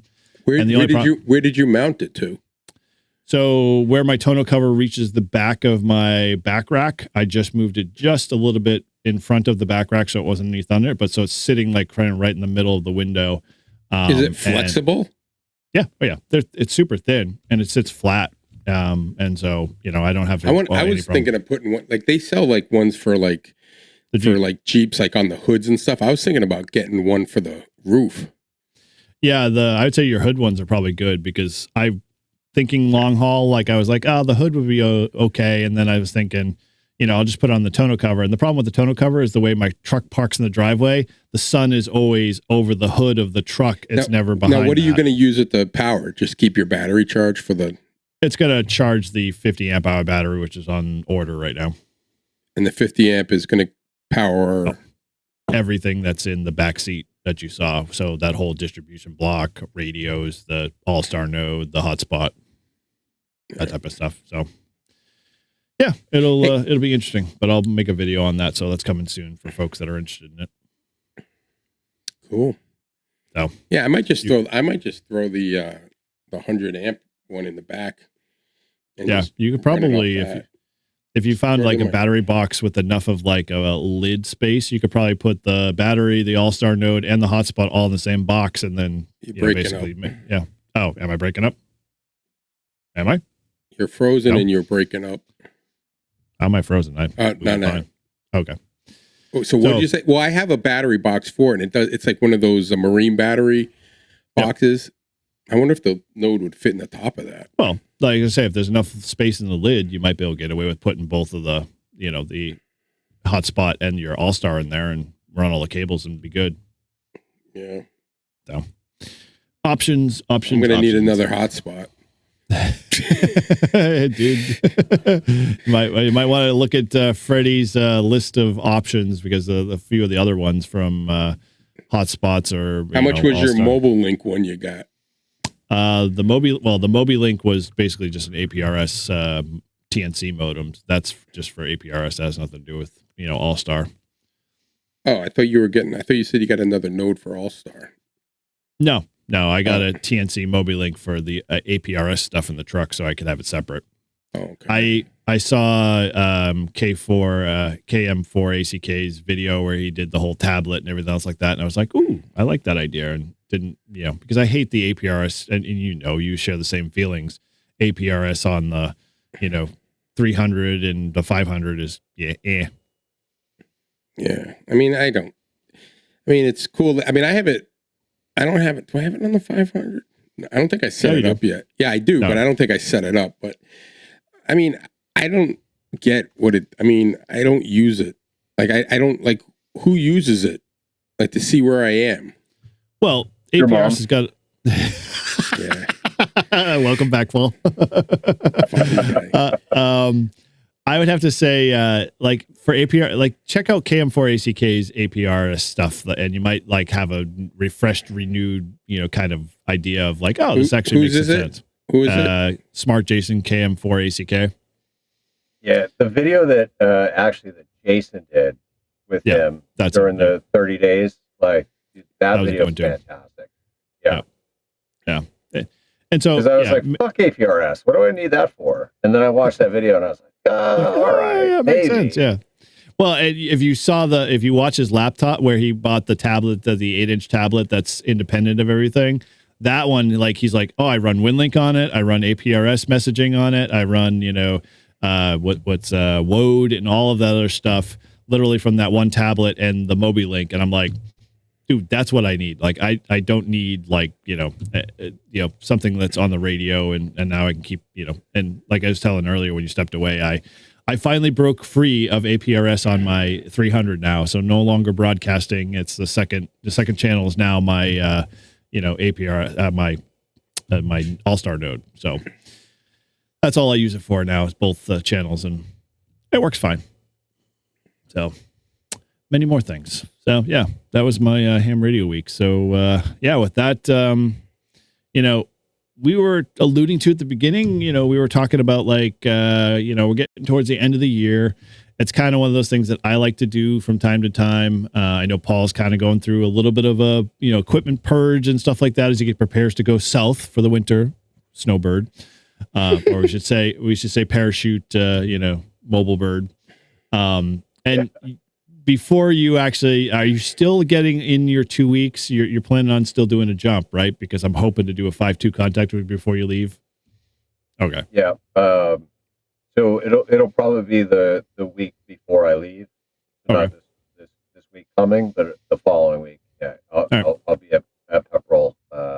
I'll post it on Patreon and I'll post it on Discord. Okay, cool. So you heard it here. If you're in the area, I'm sure anybody who's in the New England area will probably pick him up pretty well if he, it was able to get jump on 5.2, which I'm looking forward to. So yeah, that'll be coming soon for me. And I forgot where I was going, but anyway, so yeah, with the whole kind of like, what am I, what are my end of the year kind of scramble goals that I still want to, achieve? Can I get them done? So kind of want to throw that out there. And then, I forget, let's do something a little adjacent too. Like, all of us, offline, and you probably, if you hung around with us, at events and meetups and stuff, you find that we have, ham radio adjacent activities that we love to do, and talk about, but we don't always talk about it on the show. And so I figured I'd create some space for us to do that, and just so you can get to know us a little bit deeper, and, maybe might get more scared. Who knows? I don't know. It could be anything at this point.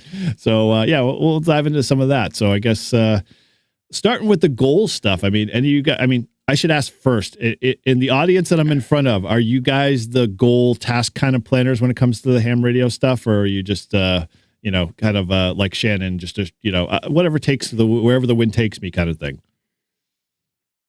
I like having goals. Okay. Yeah.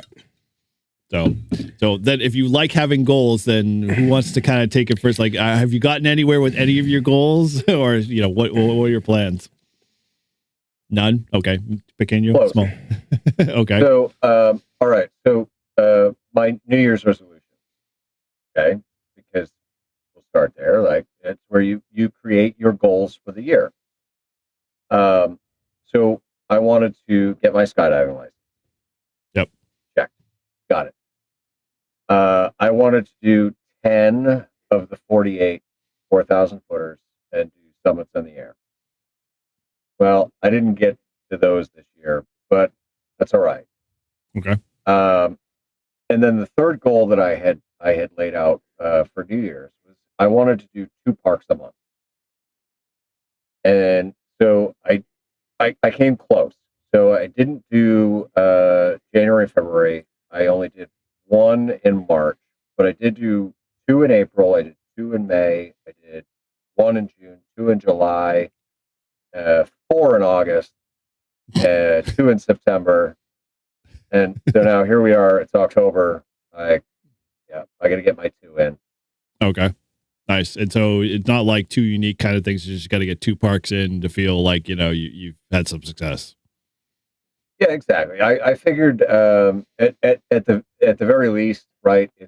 It's an excuse to get out and get into a park, right? Even if it's the same park that I've been at, that month, or even if it was the same park that I had been at for several months, like, it didn't matter to me. I just wanted to, say, okay, twice a month I get out, I activate the park. Uh-huh.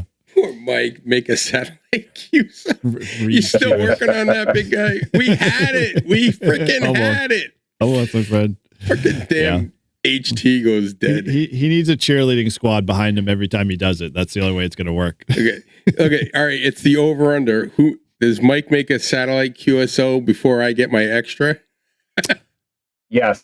Yeah, I guarantee that's going to happen for sure. You guys have no faith in me. We do, because we know you have an underlying, like, hey, we can keep this, going forever kind of thing. So you're buying yourself some time. You got more batteries. Good, Mike. Excellent. Maybe a new HT might help too. So, cool. Well, I don't know about the QST every month thing. That, to me, I stopped being an ARL member, and I don't think I've read a QST in a long time. So you're not all when good when they mailed them to me. I read them. Yeah, so you're not an ARL member either. I did not renew this year. It's coming. It came up, and you're not Paul, right? No, he's not. No, I'm not. I let my membership lapse a couple years back. Yeah, me too. I did it when they made that change. Yep. Because I didn't like their whole ideas when they said they were willing to lose members. Yeah. Well, and you could go back to all of our rants. Yeah, I don't know what episodes but they were. I just stuck to it. It's like I'm kind of stubborn like that. Like, nope, not doing it. Funny sidebar story. So we all know Dennis took section manager for New Hampshire, right? You heard about that? No. N1IMW, Dennis, fearless. Yeah. Paul, did you know about that? I didn't know that. No. Mr. Hostrader himself is now the ARRL section manager for New Hampshire. Yep. And so he emailed me and he's just like, hey, I would love for you to be kind of a liaison. I don't know what the title was or whatever. And I said, okay, sure. Send me what you kind of think it was. And the first line was, must be an active ARL member. And I'm like, Dennis, well, we could just stop there. Here's the first line. He's like, well, what is it going to take to be an ARL member? I'm like, well, get a new, board, start there, and so I haven't heard back from him on that one. I don't know if it, kind of turned him off, but it's kind of like my union. Like I dumped the union, like, I don't know, 10 years ago. And they try to get me to go back in. And I've probably gotten about 15 people to drop the union, and I got more people because my union that for the state of New Hampshire sucks. They don't do shit. Like literally, they do nothing. Like they brag about, they're like, oh, we got you a 2% raise. I was like, fuck off. Like seriously. Like, and they're like, oh, we got less than the annual cost of living. No shit. That's what I said. I said, if you guys were smart, you would have said, we're going to start here with the cost of living. And every year we don't have a contract. We're just going to keep adding it up. But they don't have any 80 meter rant. All right, I'm done.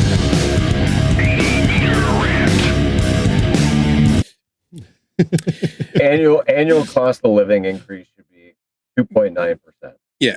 Well, then, we got one, like when the economy like jumped up, we got like 10%, but the economy went up 16%. I'm like, I just got a 6% loss in pay.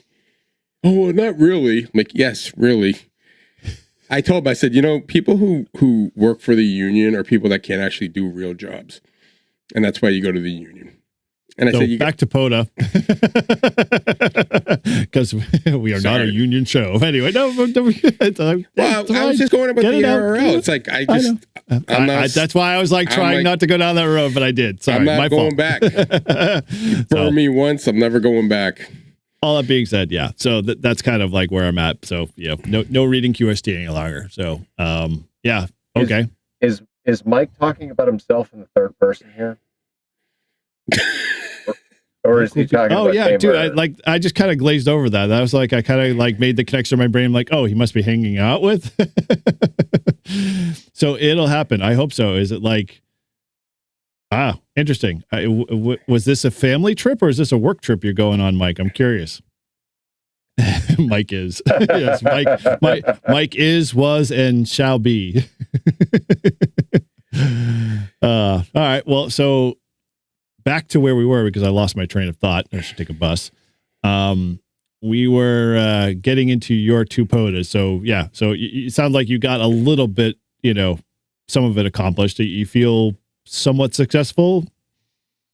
Yeah, I mean, even though, technically, I did not do 2 parks a month. I feel like the amount of activations that I've done this year so far averages out to be the 2 a month. And so yeah, so I'm happy with that. Of course, I would love to activate more parks.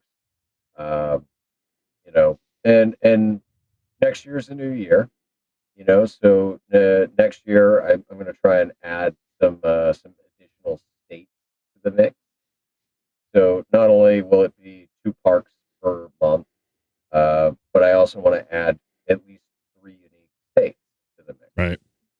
Oh, and yeah, you'll be turning a lot more green over the next 12 months, I'm sure, than Paul and Todd and I combined.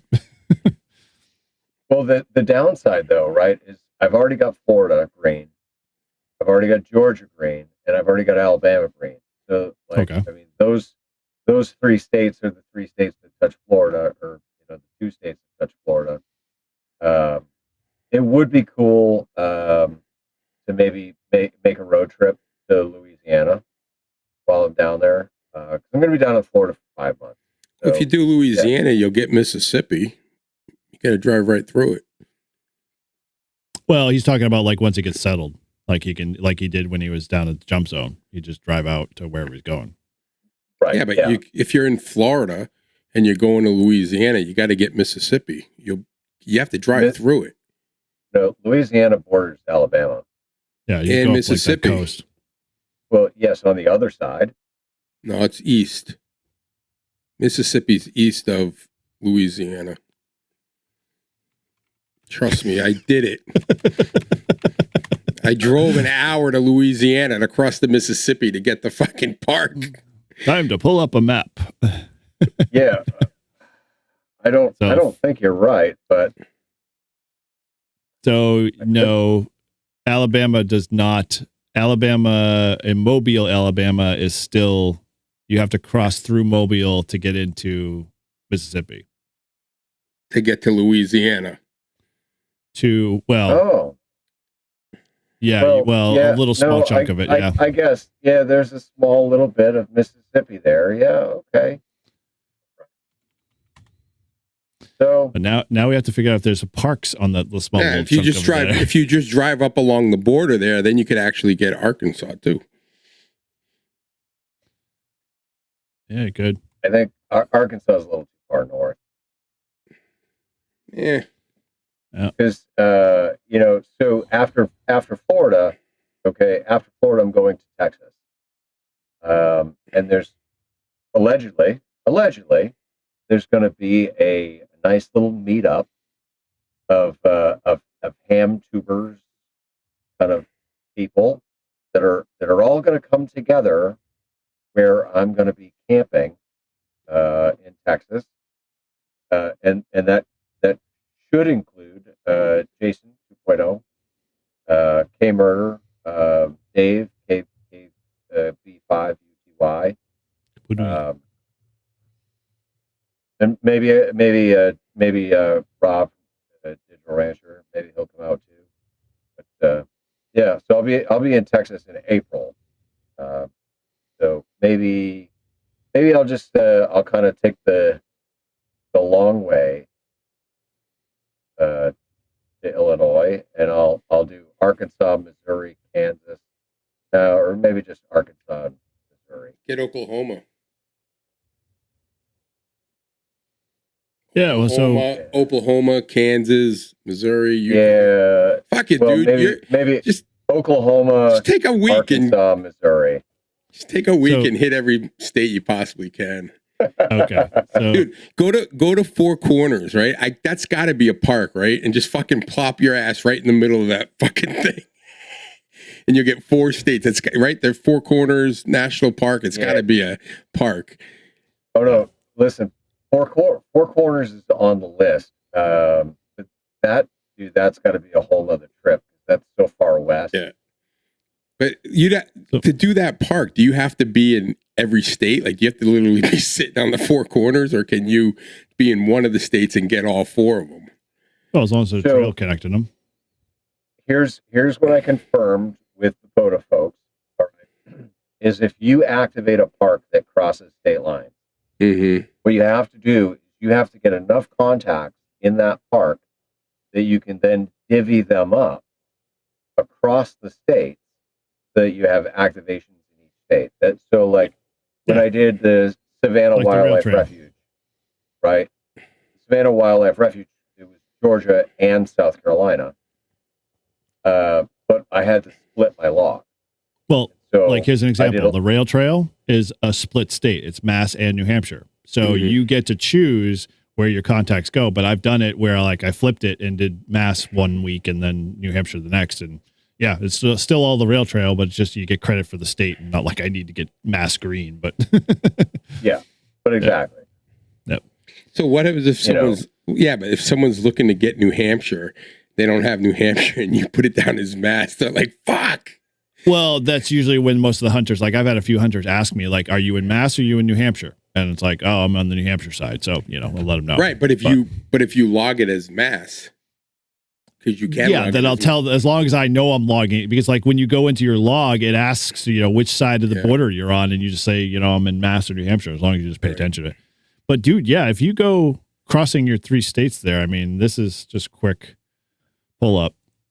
You got enough. There's There's quite a few. You could literally travel down 10 and hit, enough on all three, both, Alabama, Florida, where's it? Yeah, Alabama, Florida. Alabama's done. Louisiana. Yeah, Louisiana's the other one. So Mississippi too. So you can hit everything through Florida, Mississippi, and then Louisiana's got crap ton, along Route 10, or Route 12 or wherever you're traveling. So it's possible. What the hell is that one in the middle of the ocean there?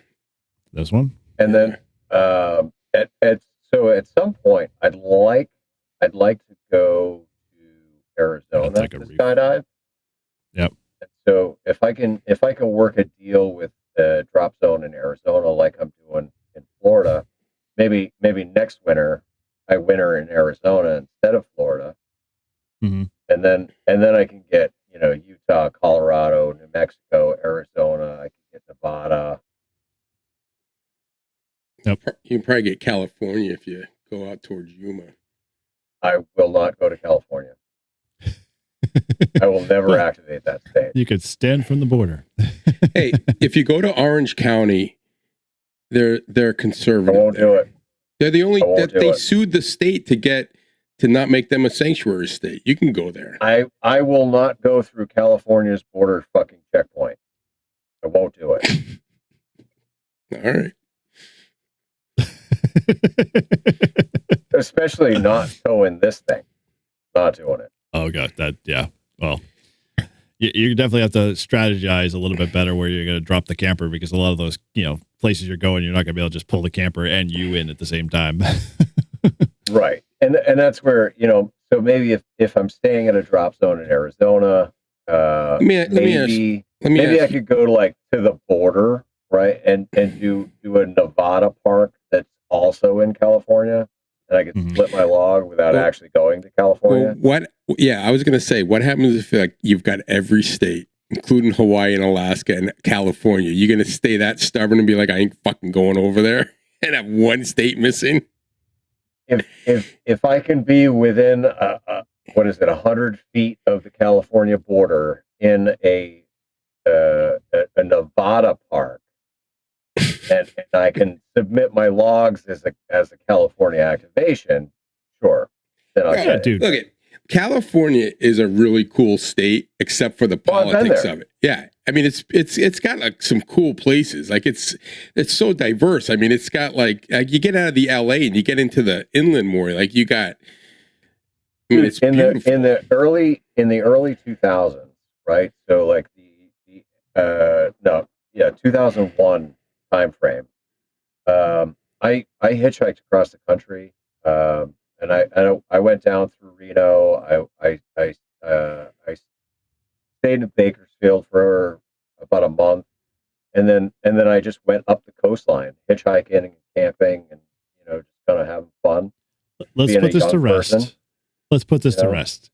It's possible. So here is, I zoom out, California's on this side. Arizona's right here. That little marker is literally that's the park. Border of Nevada. Yeah, that's the border of Nevada. So there's one there, and if you go up here, there's this one that's literally in the same park area as this. So you don't have to cross over. You can get away with it, because a lot of these, based off the maps, if I probably pull up POTA maps, you could probably confirm that it's 100% all covered in the Mojave Natural Preserve. So it's doable. But so I don't know if you guys have seen Tio's videos recently, but he's been kind of in that area of Arizona, and it's just beautiful. I'd love to see Utah and Nevada in not a driving through way, right? Because I've driven through there a whole bunch of times and I've seen some things from the road, but I'd love to stop and actually go and travel through the BLM lands and see the monuments and the memorials and different things, activate, play radio. Yep. Yeah, totally. Sounds like a good plan. Sounds like things are in a good sort. So any any big regrets before the end of the year that you really wanted to get done that you didn't in terms of ham radio stuff, or no? As he walked away. I don't know. He's like bails on us, like, see ya. Like, oh, checkout time.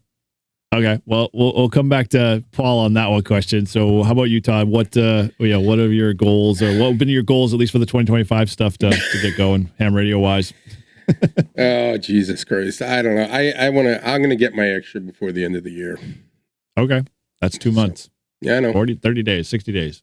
Yeah, I know. So that's one goal, and then my other goal is I'm going to be doing Easter Island on Saturday. I'm really excited about that. It's going to be awesome. Easter Island? Eagle Island. You mean. Eagle Island. Sorry. Yeah, Easter I'm like, Island. what's Easter Island in New York? Yeah, Eagle Island. I think it's going to be awesome. He says I'm going to be the second person to activate it. We're going to go out, bring our kayaks out there. It's going to be like 61 degrees, and the tides are perfect. And we're going to ship off at 9 a.m. And yeah, it's going to be on. And because we have 2 kayaks, we're going to bring the amp.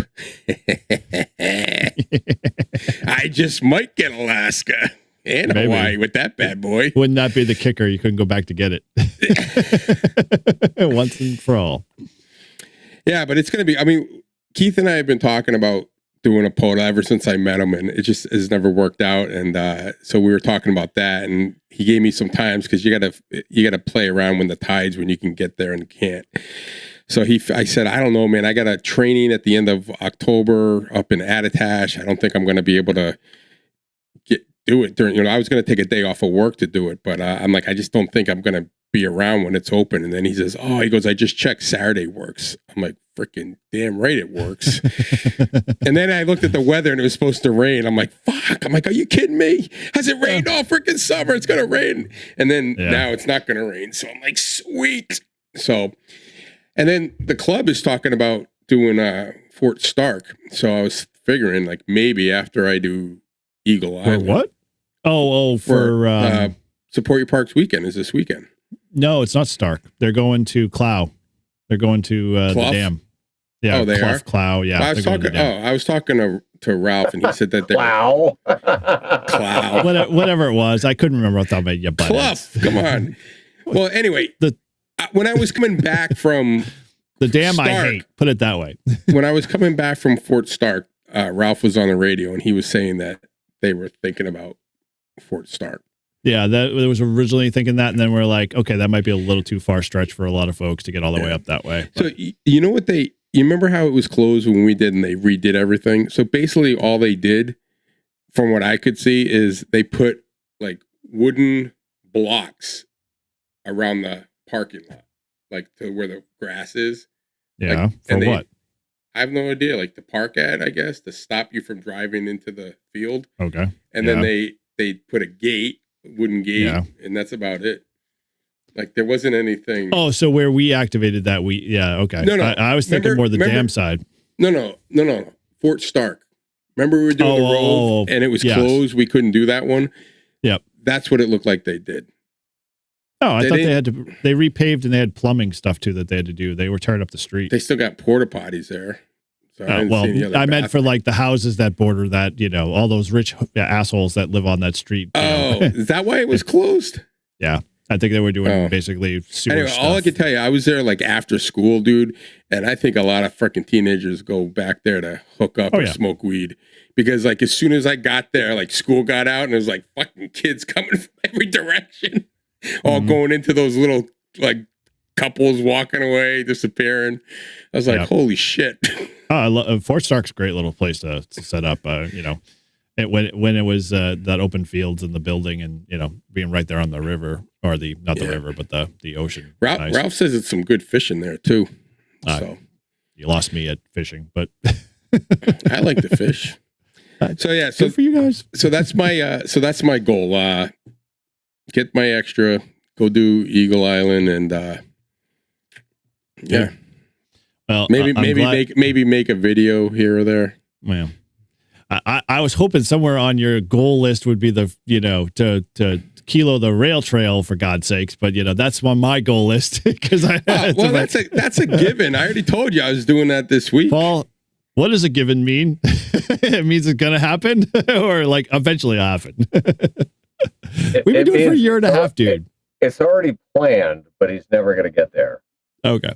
So, wait, I'm going to get, dude, I know you will, dude. I'm not giving you a hard time. You guys are like, dude, you know what? I'm going to fucking, you know what? I'm going to fucking take tomorrow off and I'm going to go up to Paul's place. I'm going to do a kilo in the fucking rain just to beat him. Good luck. Yeah. Go do it.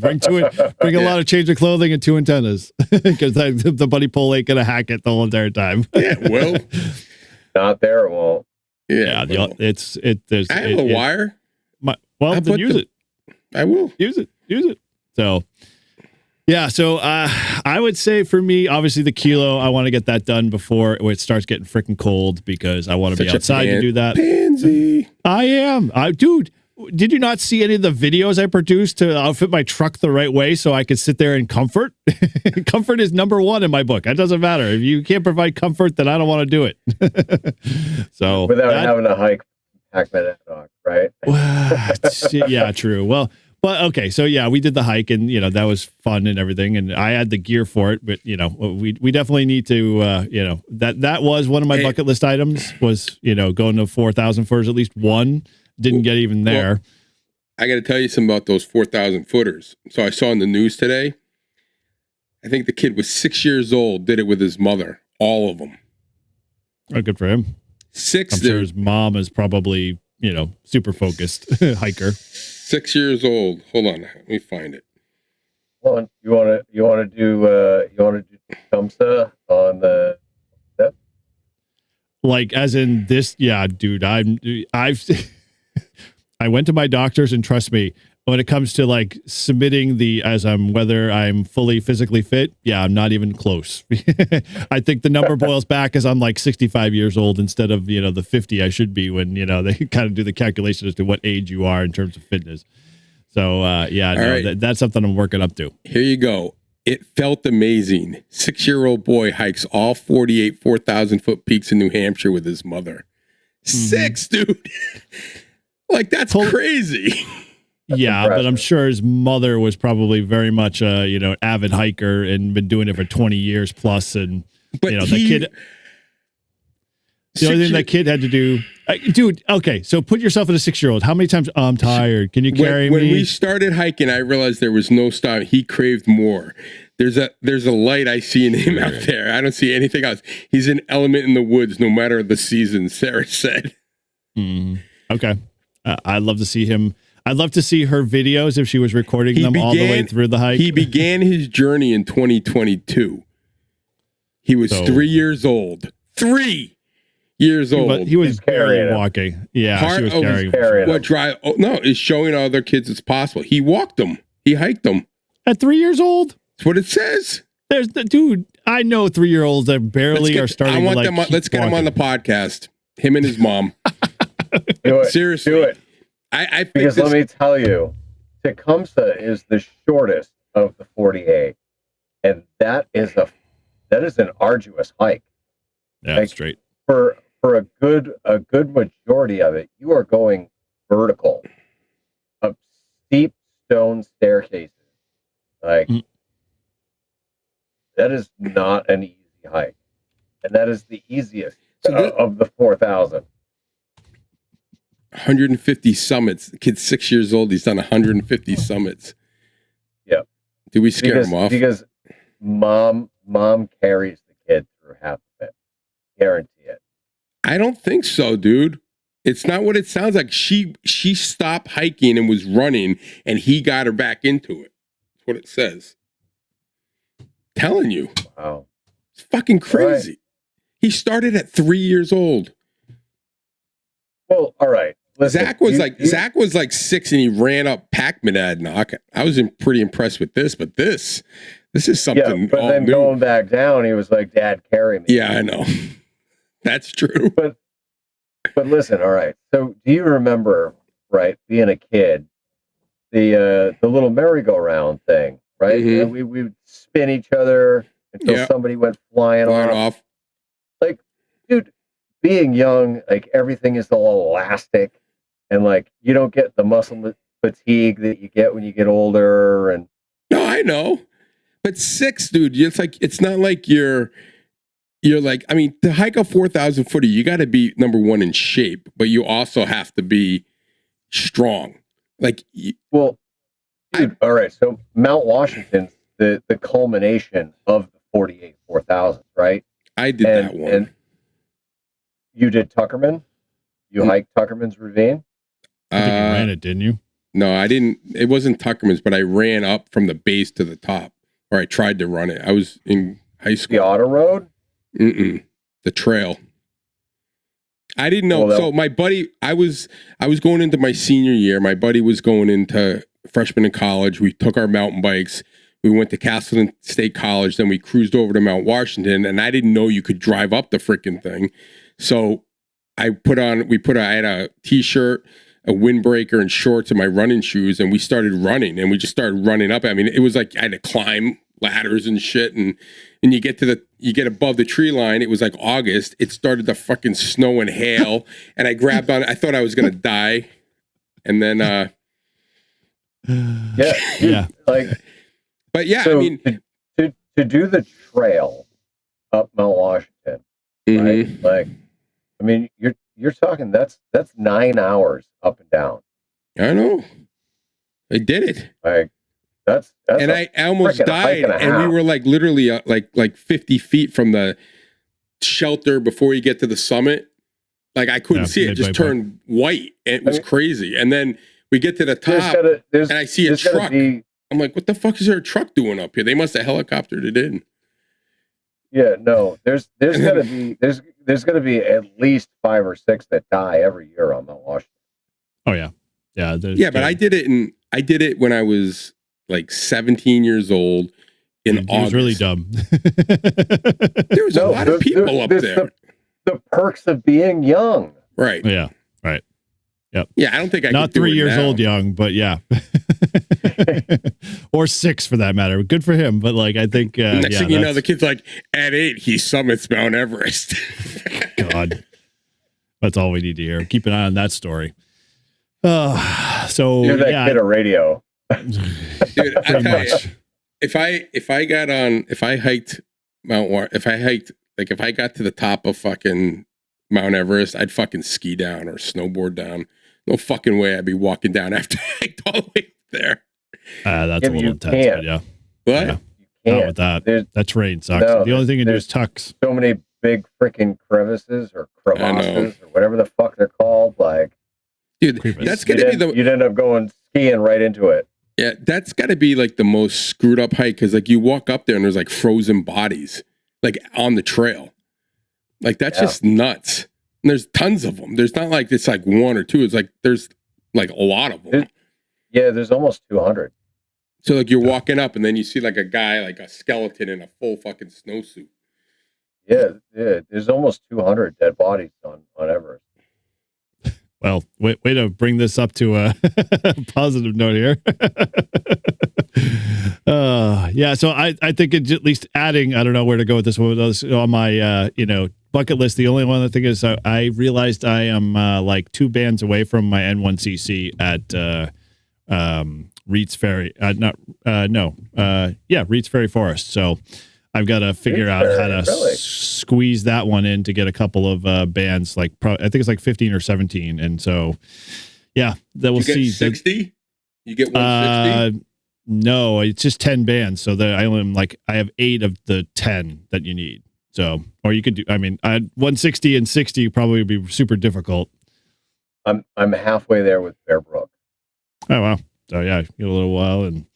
So yeah, I was surprised to see that. So I'm hoping maybe I can try to. I mean, it's literally 5 minutes away from my house, so there's no reason why I can't just swing over there and throw up a simple wire and do 15 or 17 and get a couple of contacts because I don't really have to activate the park. I just need to make a couple of contacts on those bands, and that'll suffice that. Well, all right. So fair warning. Okay, the Reliance works phenomenally on 12 and 15. Right. Does not like 17. Yeah. At all. Yeah, I figured so. Well, I can do 17 with the ATAS, so I Buddy Pole Pro, like 17. Sure. You want to borrow mine? My good old, no, I have a Mad Dog. Does it way better.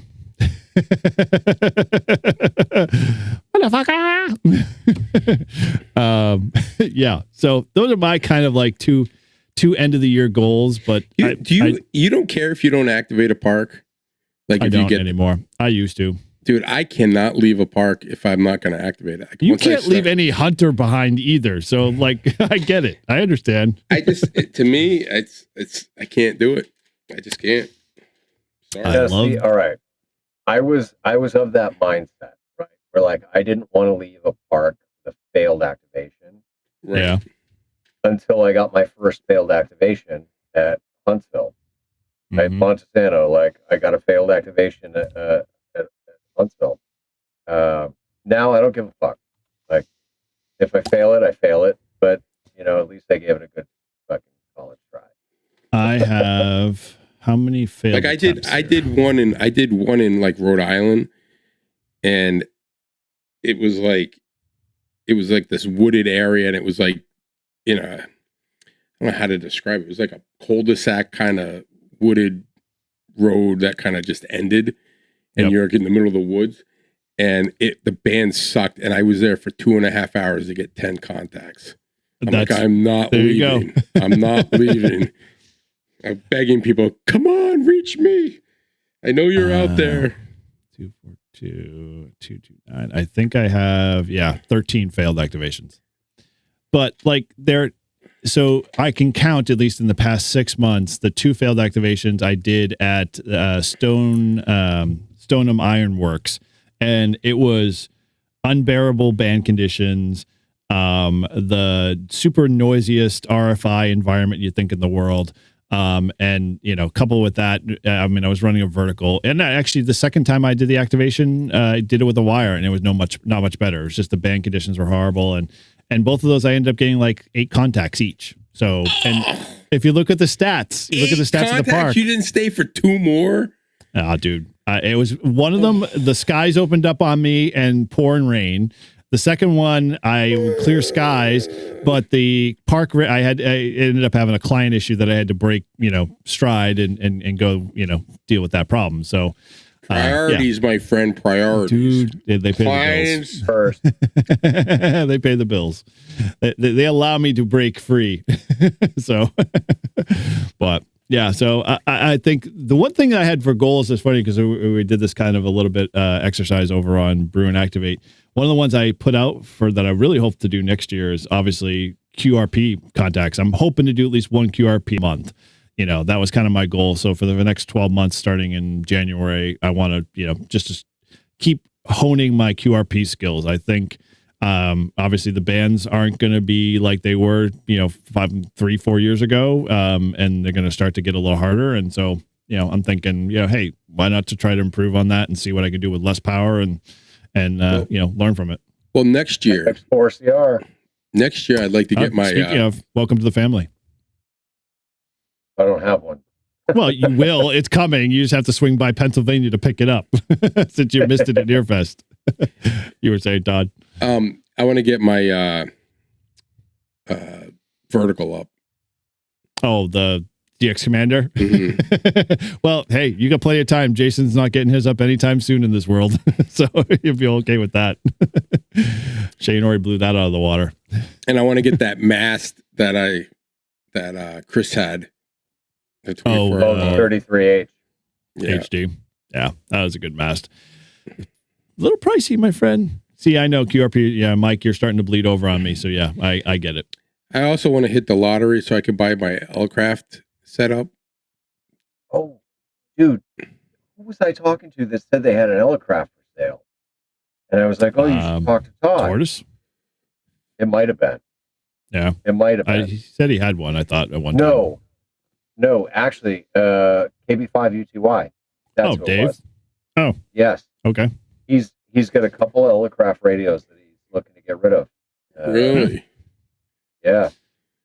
They go for a pretty penny. Even used. What is the? I think he said he's got a 2 and a 3. Don't they now have you can buy the attachment for the waterfall, but doesn't it also have one where you can get an amp for it to move it up to 100 watts? 50, I thought, and 50? I thought they already had the waterfall. No. Like they have a signal meter.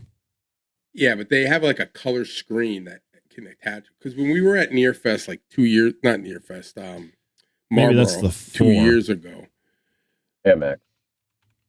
Yeah, hammocks. They had I was talking to the guy and he had like I thought there was an amp that you could get with it.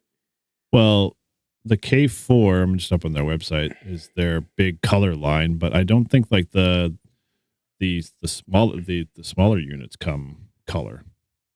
Yeah, the KX2 and 3 aren't color. Yeah, they're black and white. It's an extra piece. Okay. Hold on a second. They have an amplifier, but those are the full amplifier ones. So let's go. Mike's probably. No, maybe not. Jumping in there. Yeah, they do have a lot of stuff here. I haven't been up in their website in a long time.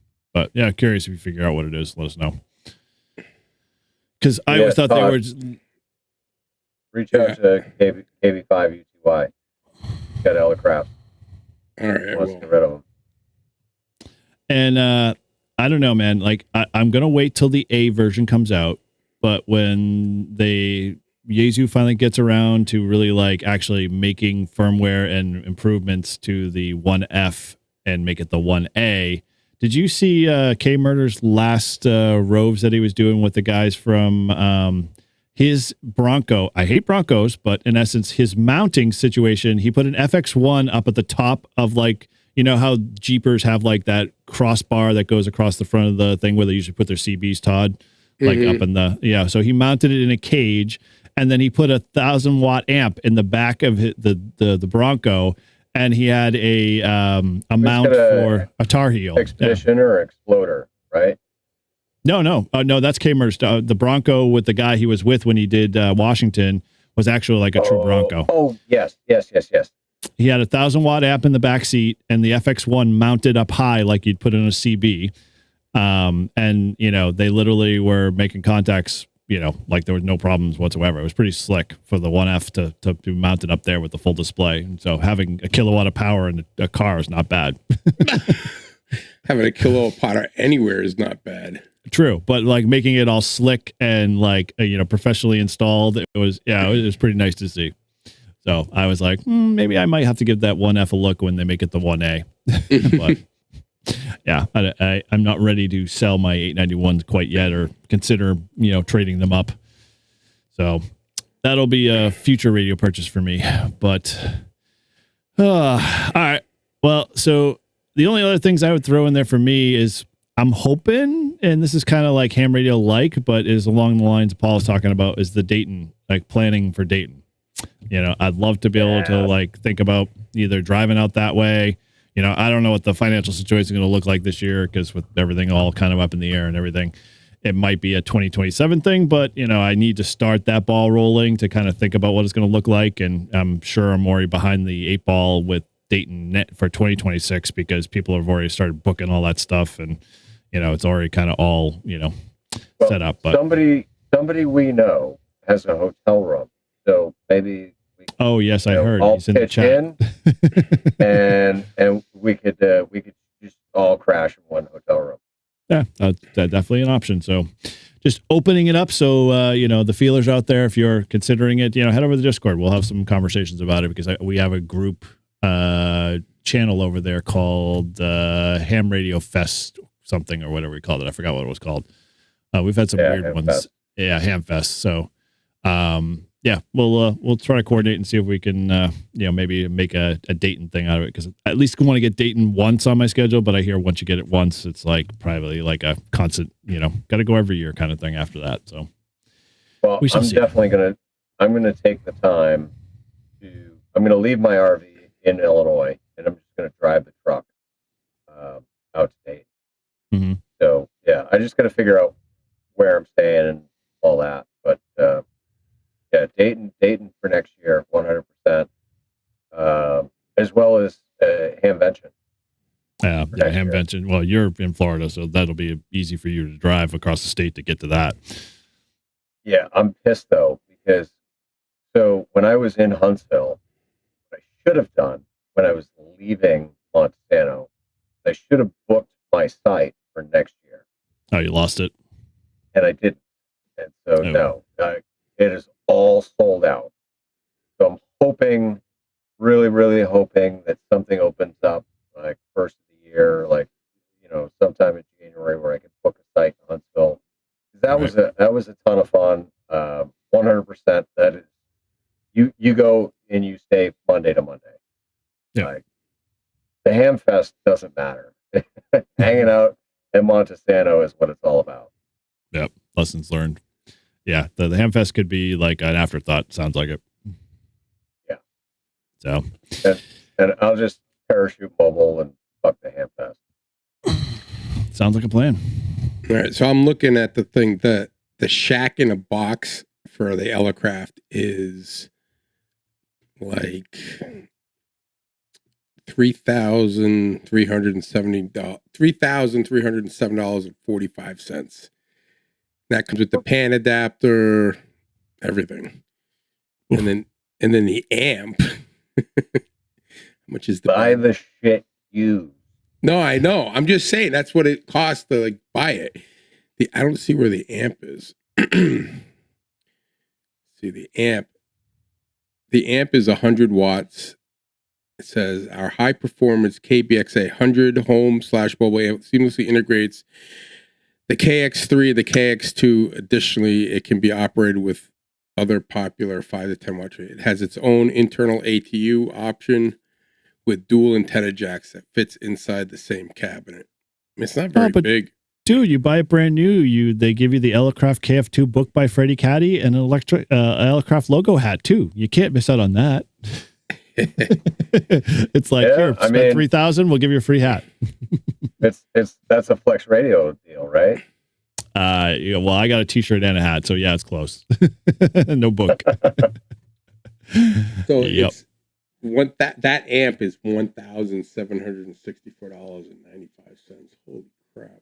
Dude, you're in that new phase of ham radio ownership. Like, when you're thinking that level, like, I'm not paying that much money. Dude, you laid out some cash for the Flex. So, right now it's probably not like, hey, I've got that expendable income there. But like, I'm sure if it was you reversed the thing and you saw that was the way to go, you probably would have bought that first.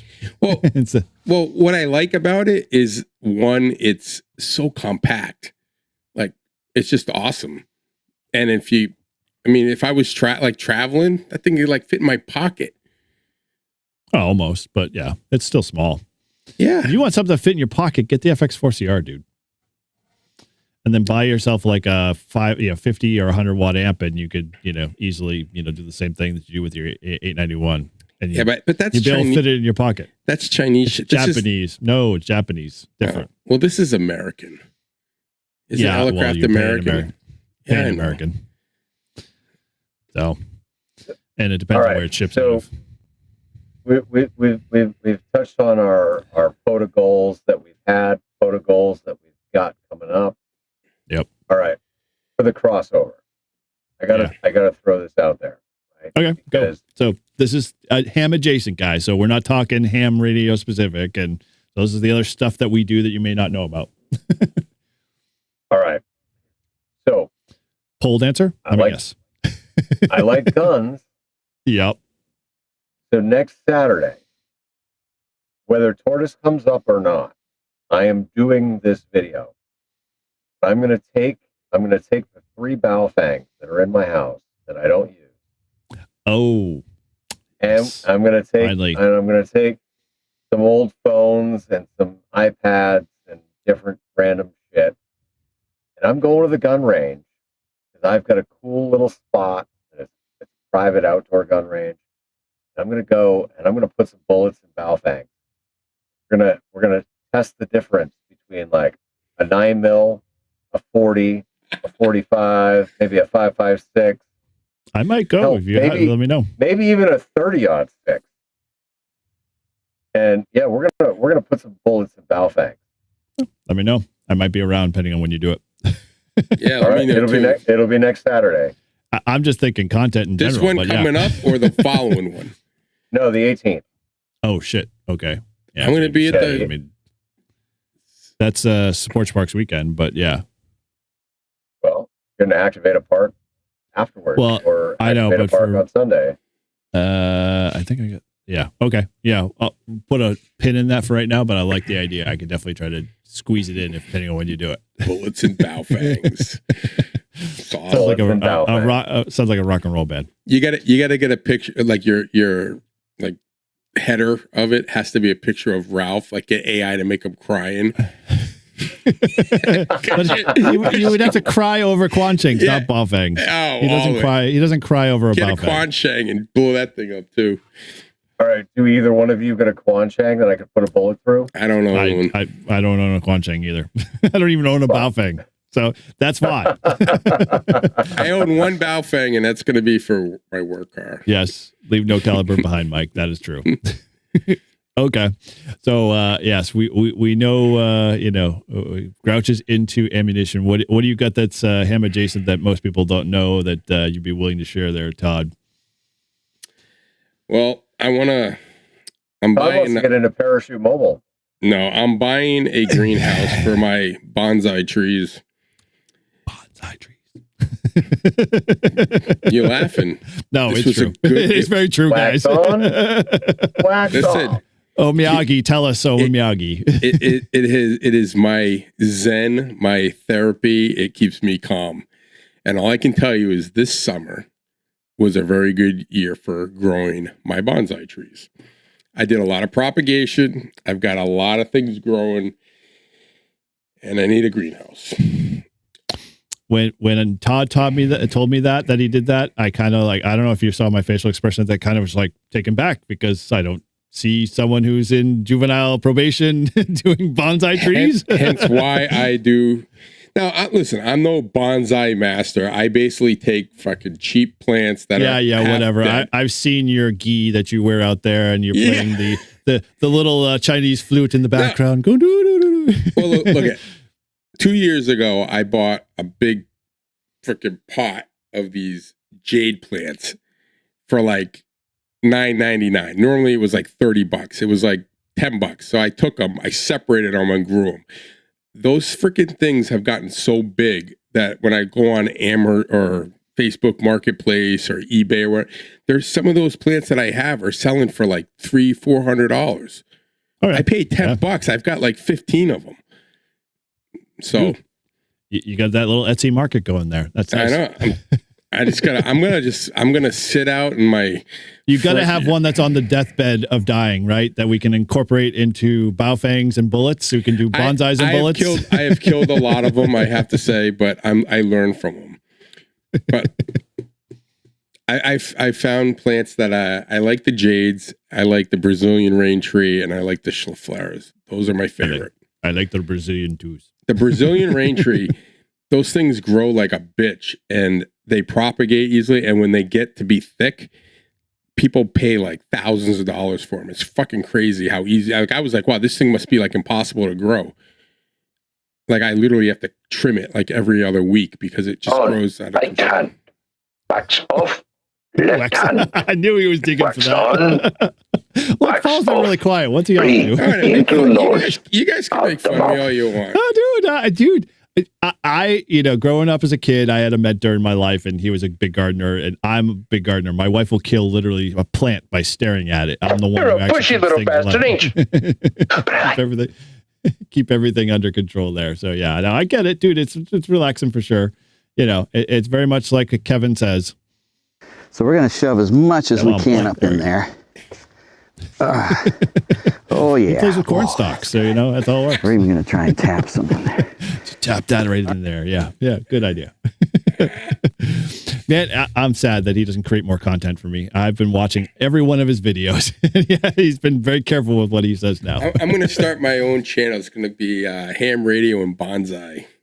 Dude, it's funny you say that because, I've been thinking, I've been seeing a lot of other YouTubers in other spaces, and they're all doing these side channels. Grouch has been doing it for a while. I mean, he does everything on his one channel, but all of them are they made it big with their one channel, and now they're doing follow me around every day as I do my daily stuff around the backyard vlogging kind of thing. And I'm like, yeah, I don't think I'm ready for that, but I like the idea. So it's people like it. It's called New Guy Bonsai. That's my name. He's the new guy. That was my college nickname. New guy. New guy Bonsai. I won't ask. Secret to punch. Make a I'm order, gonna, buddy. I'm gonna make one. Say, I'm gonna make one for Paul for next year. I'm gonna give it to him at Near Fest. He's got to travel around and take pictures of it. Thank you, Mike. I appreciate that. I will definitely be on the lookout for that. Dummy Pentafence.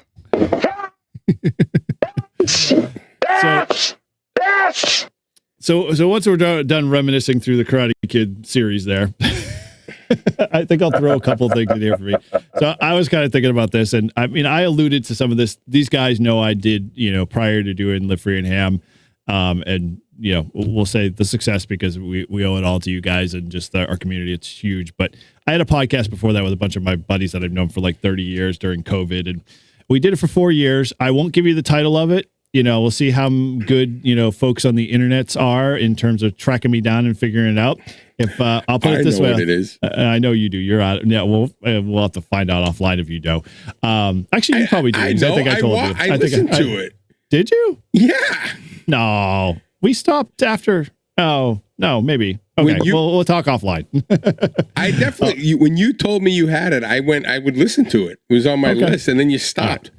Yeah, well, I had to roll into something much cooler than, what we're doing now. No, it's just enough there, Mr. Trevor. Yes. So, yeah, I'll throw it out to listeners. If you can come up with the name of the podcast and send me a link to it, because good luck, because I took it down, I'll throw you a little special gift there. So, but yeah, I had a podcast that we did with those guys, and that's kind of how it got me going on all this stuff. But I'm a big beer nut. Like, if you guys haven't noticed. Is it still out there? I won't say either way. I think it is. I'm going to look it up. Yep. Okay. On the internet, it's there forever. No, I took it down. Trust me. It was under the geist of all the other guys going, hey, can you take it down? I'm like, yes, I can take it down. They didn't want it up anymore? Well, they were like, they just wanted to hold the content over. Because I had some alert that it popped up on my podcast. Oh, well, and that's not mine. No, it was you. Okay. All right. Well, I'm looking it up right now. Okay. I've alluded to it. I've actually worn one of the hats when we had merch for it a couple of podcasts ago. So if you want to go back and roll the tapes, you might be able to find it that way. But yeah. Anyway, so like I said, I was a big beer nut. You did take it down, you bastard. I did. I took it down like 2-3 years ago. So yeah, it's been down for a while. Yeah, so I'm a big, like I said, I like beer a lot. And so really not necessary. And, my brother, who's a brewmaster for keep it hidden there. That's not it, though. That's not No, that is not it. No, that's another one. That's actually of another, beer place, too. So, yeah, my brother's a brewmaster for a craft company in Goffstown. And so him and I have been chit-chatting, and we're finally putting the gears into motion. Yeah, we might, have an opportunity to have a couple of ham-inspired beers. So if you're a beer nut like I am, then, let me know. We're trying to come up with some names and some, interesting, kind of flavors and mixes and stuff. And, so let me know what you think, and we might be able to put something together and, go from there. So I'm looking forward to doing that. But yeah, we had a big beer fest over the weekend, and I was there hanging out, and it's just it's an extension of this community for me. Like hanging out with you guys and talking ham radio is much the same when you're hanging around with a bunch of guys and gals who drink beer and do the same thing. You always kind of cross over, and I'd be surprised. Like, it's not surprising that every once in a while I've run into a few other hams. So they're out there. they're not heavily out there, but they are. Well, I know W1WRA is. Also in the what's that beer app, Grip or whatever? Yeah, the Untapped. Yeah. He's a big guy when it comes to that. Yeah, Utica Club I don't think is in the craft beer section, but it's still a good beer there, Mike. I appreciate it. I don't think my beer is in the craft beer section either. But. Nope, no. That you can buy at most grocery stores. So yeah, I mean, outside of that, I think the only other place that no one ever really knows that I dabble in is home automation. I'm a big home automation geek. I love playing with all of the light switches, unbeknownst to my wife, and all of her like stop playing with whatever, or the timer's going off in the wrong way because I was screwing around with something. I love dealing with electricity and timing and writing scripts and stuff. So yeah, I do a lot of HA stuff in the background when I have time, but most of the time it's ham radio. So yeah, those are two bits about me. All right, Eric. Yeah. Let's combine your adjacent hobbies and my adjacent hobbies, right? Mm-hmm. We'll bring out some home automation stuff to the range. Yeah. And we'll put bullets in that shit. Well, I have a lot of X10 that you're more than welcome to blow the shit out of because that stuff sucks. You want some LiPo batteries to blow up? They'll just fizzle, man. They won't. They'll flame. We don't need to start a fire that I can't put out. I know, right? Exactly. Where we have to call in the fire department. since we're at I drove by on Bedford today, and it was like, they have this fire risk. It says extremely high. Meanwhile, it's fucking raining out. I'm like, don't flip a cigarette off the side of the road because you. Well, Mike was at Nearfest. He's flicking his butts in the woods. I'm like, dude, you're gonna burn the whole freaking place down. Nearfest is gonna be a desert. He's like, what are you talking about? I'm like, freaking hasn't rained here in like 6 months. Yeah, and he's wondering why we don't have fires. I'm like, because of you. Fucking those massholes, right? Always trying to start shit, burn down our state. Always. That is true. So. Any of you guys have anything else you want to throw in the ring? So I have one other, but well, I just got my ham radio. Well, because you fly, right? Not ham radio. But, the flying stuff. One of the goals this winter is I got to go through. I have so much ham radio. Not ham radio. RC flying shit that I got to get rid of some of it. It's just overcrowded, and there's planes I don't fly, but Tom Perkins Jr. He works for the school, so I'm going to gather up like all the mismatched servos and things that I don't need or use and put it all in a bin for him so he can use for his school. That's awesome. So, I got like RC parts, I got helicopter parts. I'm sure the kids could use it to build something. Oh, they'll tear into them and build something out of them robot wise. So I'm gonna stream down my collection and just fly my favorites. You got a spare plane I could put bullets in? Maybe. For target practice, as you see how good his aim is? I got a busted one that it was Zach's trainer plane that the guy, one of the kids that I coach, his father was a A-10 pilot, and he had never done it, and he was flying awesome, and he's like, dude, I'm a pilot, I can do this, and he was literally the best guy I've ever seen, never fly an RC plane and could fly it. So, he just understood however, like I told him when he worked. So he's flying it around. I wasn't even paying attention. And all of a sudden he I forget he's coming in for a landing, but over the river or this little stream, there's it always gets choppy there. So if you're not ready for it, your plane will either drop or shoot up in the air or whatever. And of course I wasn't looking, the thing dropped right into a tree, split in half. Zach's like, Dad. I'm like, I'll buy you another one. I can give you that. I can give you that one. It's kind of cut in half, but it's just styrofoam. Oh, that'll leave a nice little, splatter everywhere. Yeah. But so let's put a couple of 50 cal rounds for that. It's going to be an expensive week for you, my friend. Oh, he can't bring his, I know, he can't bring it with him, all that crap where he's going. All this traveling. The 50 cal, honestly, that's the cheapest to shoot because it's a flintlock. Because it's a what? Flintlock. The flintlock rifle. So it's black powder. Yeah. Right. It's super, super cheap to shoot. At least compared to, everything else. One of Zach's friends came by yesterday, his best friend Sam, and he had a pellet gun that was like a crank rifle. So it was like a rifle. It had a scope on it. And you put one pellet in and then you crank the thing.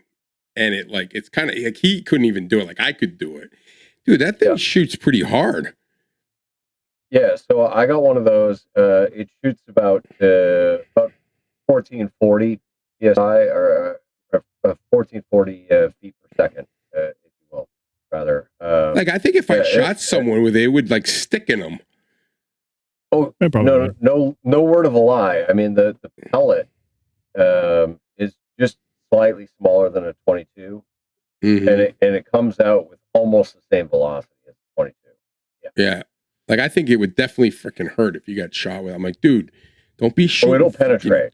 Yeah. Like, it'll penetrate. Is it legal for kids to have those? I don't know that it's legal for kids. It's definitely legal for us. No, I know, but I mean, they're 12. So he's walking around, freaking check this out. And the scope was dead on. Like, I had this, I got a red dot on mine. I had it was an old bamboo wind chime, and it kind of fell off the tree and just kind of sitting there. So I was like, I don't know, I was probably like 25, 30 yards away. And I said, let me try the chimes. Yeah, and I'm just like, and all of a sudden I'm like, ding! I'm like, shit! I'm like, that thing's pretty accurate. He's like, wow. He goes, that's pretty good. Well, so here's another thing. If you want looking for shit to blow up, I mean, Todd's got a weather station that he's been forking off to me for a long time. You feel free to blow that shit out of that. Yeah, you want to blow that one up. Let's do it. It's the what is it called? I don't remember, whatever one you bought. Yeah, it's the one popular one. I got another one, but yeah, if you want that, you can have that too. Yeah, just get it to me before next weekend. There you go, folks. Clean up. I'll put bullets in it. Bury it. Cool. All right. Well, any other things you guys want to divulge of your own ham adjacent that you got? You want to share, or we should put a nail in this coffin because we're getting close to the third hour almost. I mean, this was going long, but it's fun. What the frick? We're going like long. Our podcasts are getting longer and longer. A little bit. The ultimate crossover of hobbies is parachute. True. But everybody knew that. If they haven't tuned into this show for the first time, now you know. But we've been to like 19, 20, 30 episodes. I don't know, long of episodes. We're talking something parachute all the time. I mean, if we don't, then it feels weird. Yeah. No, that is the ultimate crossover of hobbies. Yep. Yeah. Well, you've proven that already. So, I'll wait till you get to your 50 or whatever it is. You come up this way and we'll do a tandem, or was it 50 you have to do or 100? I can't remember what the number was. Oh, no, for me to be a tandem instructor, it's 3 years in the sport and a D license. Okay. So that'll be more than enough time, and I'll be clear of anything else that I have to worry about and make sure everything's all paid up at that point. So we'll be good.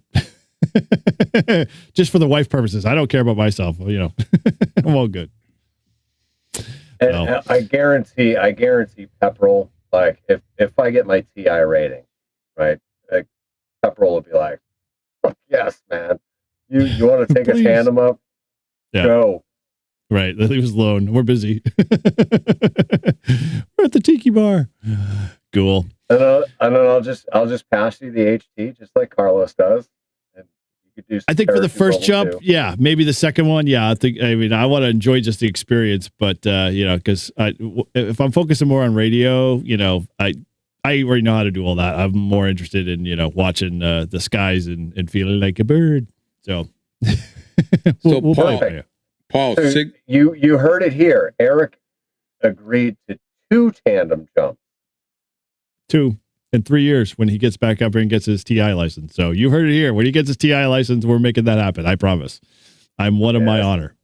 So it will happen. It'll put me at 53, which, that's okay. I might have to definitely make sure I lose the weight. Dude, there are people in their 80s that are doing their tandem. Yeah, but they usually have terminal cancer and all of the other things that they don't care about. They're like, let's just do it. Bucket list items. Well, didn't George Bush the first do it like on his 90th birthday or something? Tandem jumped. I don't know. You have to Google it. Look at that. Gee. Oh wow, that's his card he made. That's cool. Yeah. Nice. He didn't look like that on the video, but yeah. it was more floppy skin and everything kind of like pulling up from gravity. Yeah, it's amazing what 150 miles an hour will do to your skin. Mike, if you keep saying Todd is right again, eventually the world's going to implode and we'll all be done. He's the man. It's like, saying Rybakov 5 times. What happened? Nothing. I don't see any Walt at all. You're a liar. All right. Well, hopefully you guys enjoyed this. We're just kind of sidestepping. I mean, obviously we've had a bunch of people in the Discord say, they have a great couple of topics and they want to see more, guests on. So I'm working that. That's, getting a little tougher, but we've definitely got some of that stuff in the works. So stay tuned. It's coming. And so if you're looking for that content, it'll be here once I get a few finalized soon. But with that, hopefully you enjoyed what we did tonight. It's kind of one of those, things that we just giving you guys a little bit more of us and, enjoying talking about some of, ham radio adjacent and ham radio like stuff. So hopefully you got a lot out of it. And it was a fun and entertaining episode for sure. I know Bob's going to probably be laughing about it. I don't know what for, but. Bonsai on, my friends. Bonsai on. Bonsai on. I'm going to start working on some of those. The wax on. Is there like a fade transition we could do wax on, wax off? You know what? Every now from every podcast, I'm bringing one bonsai tree to show everyone. There you go. Here you go. Give them away. You could start your channel and give those away. So, do they ship well? Maybe. All right. Well, cool. With that, thanks again for hanging out with us at Live Free and Ham and being part of the community. We all truly appreciate it, and we love all of the support and enjoy hanging out with all you guys and can't thank you guys enough. And so, as we always like to say, you can always connect with us. Head over to that Discord, join in the conversation. The link is in the description below, and it's in all our show notes. You can subscribe to our YouTube channel if you haven't already and catch all of the awesome content there. Leave us a review on our SMS link, and that's again in our show notes. And you can always, and we love them, and we promise we love to hear them. We will play them every time they come in. Leave us a voicemail, on anything. You're working an issue, you may have a question about something. Feel free. We'd love to help and share. And as always, you can do that at 978-233-1142. And we thank all of our Patreon guys that are in the chat. Ted, thank you again for joining. Mike as well. It's always great to have you guys in there, and hopefully we kept you laughing and enjoying the content. And with that, as Grouch always says, and we always say, 73s, 77s, 88s, and everything in between. We'll catch you later. Bonsai on! Oh, we're gonna play with fun, have fun.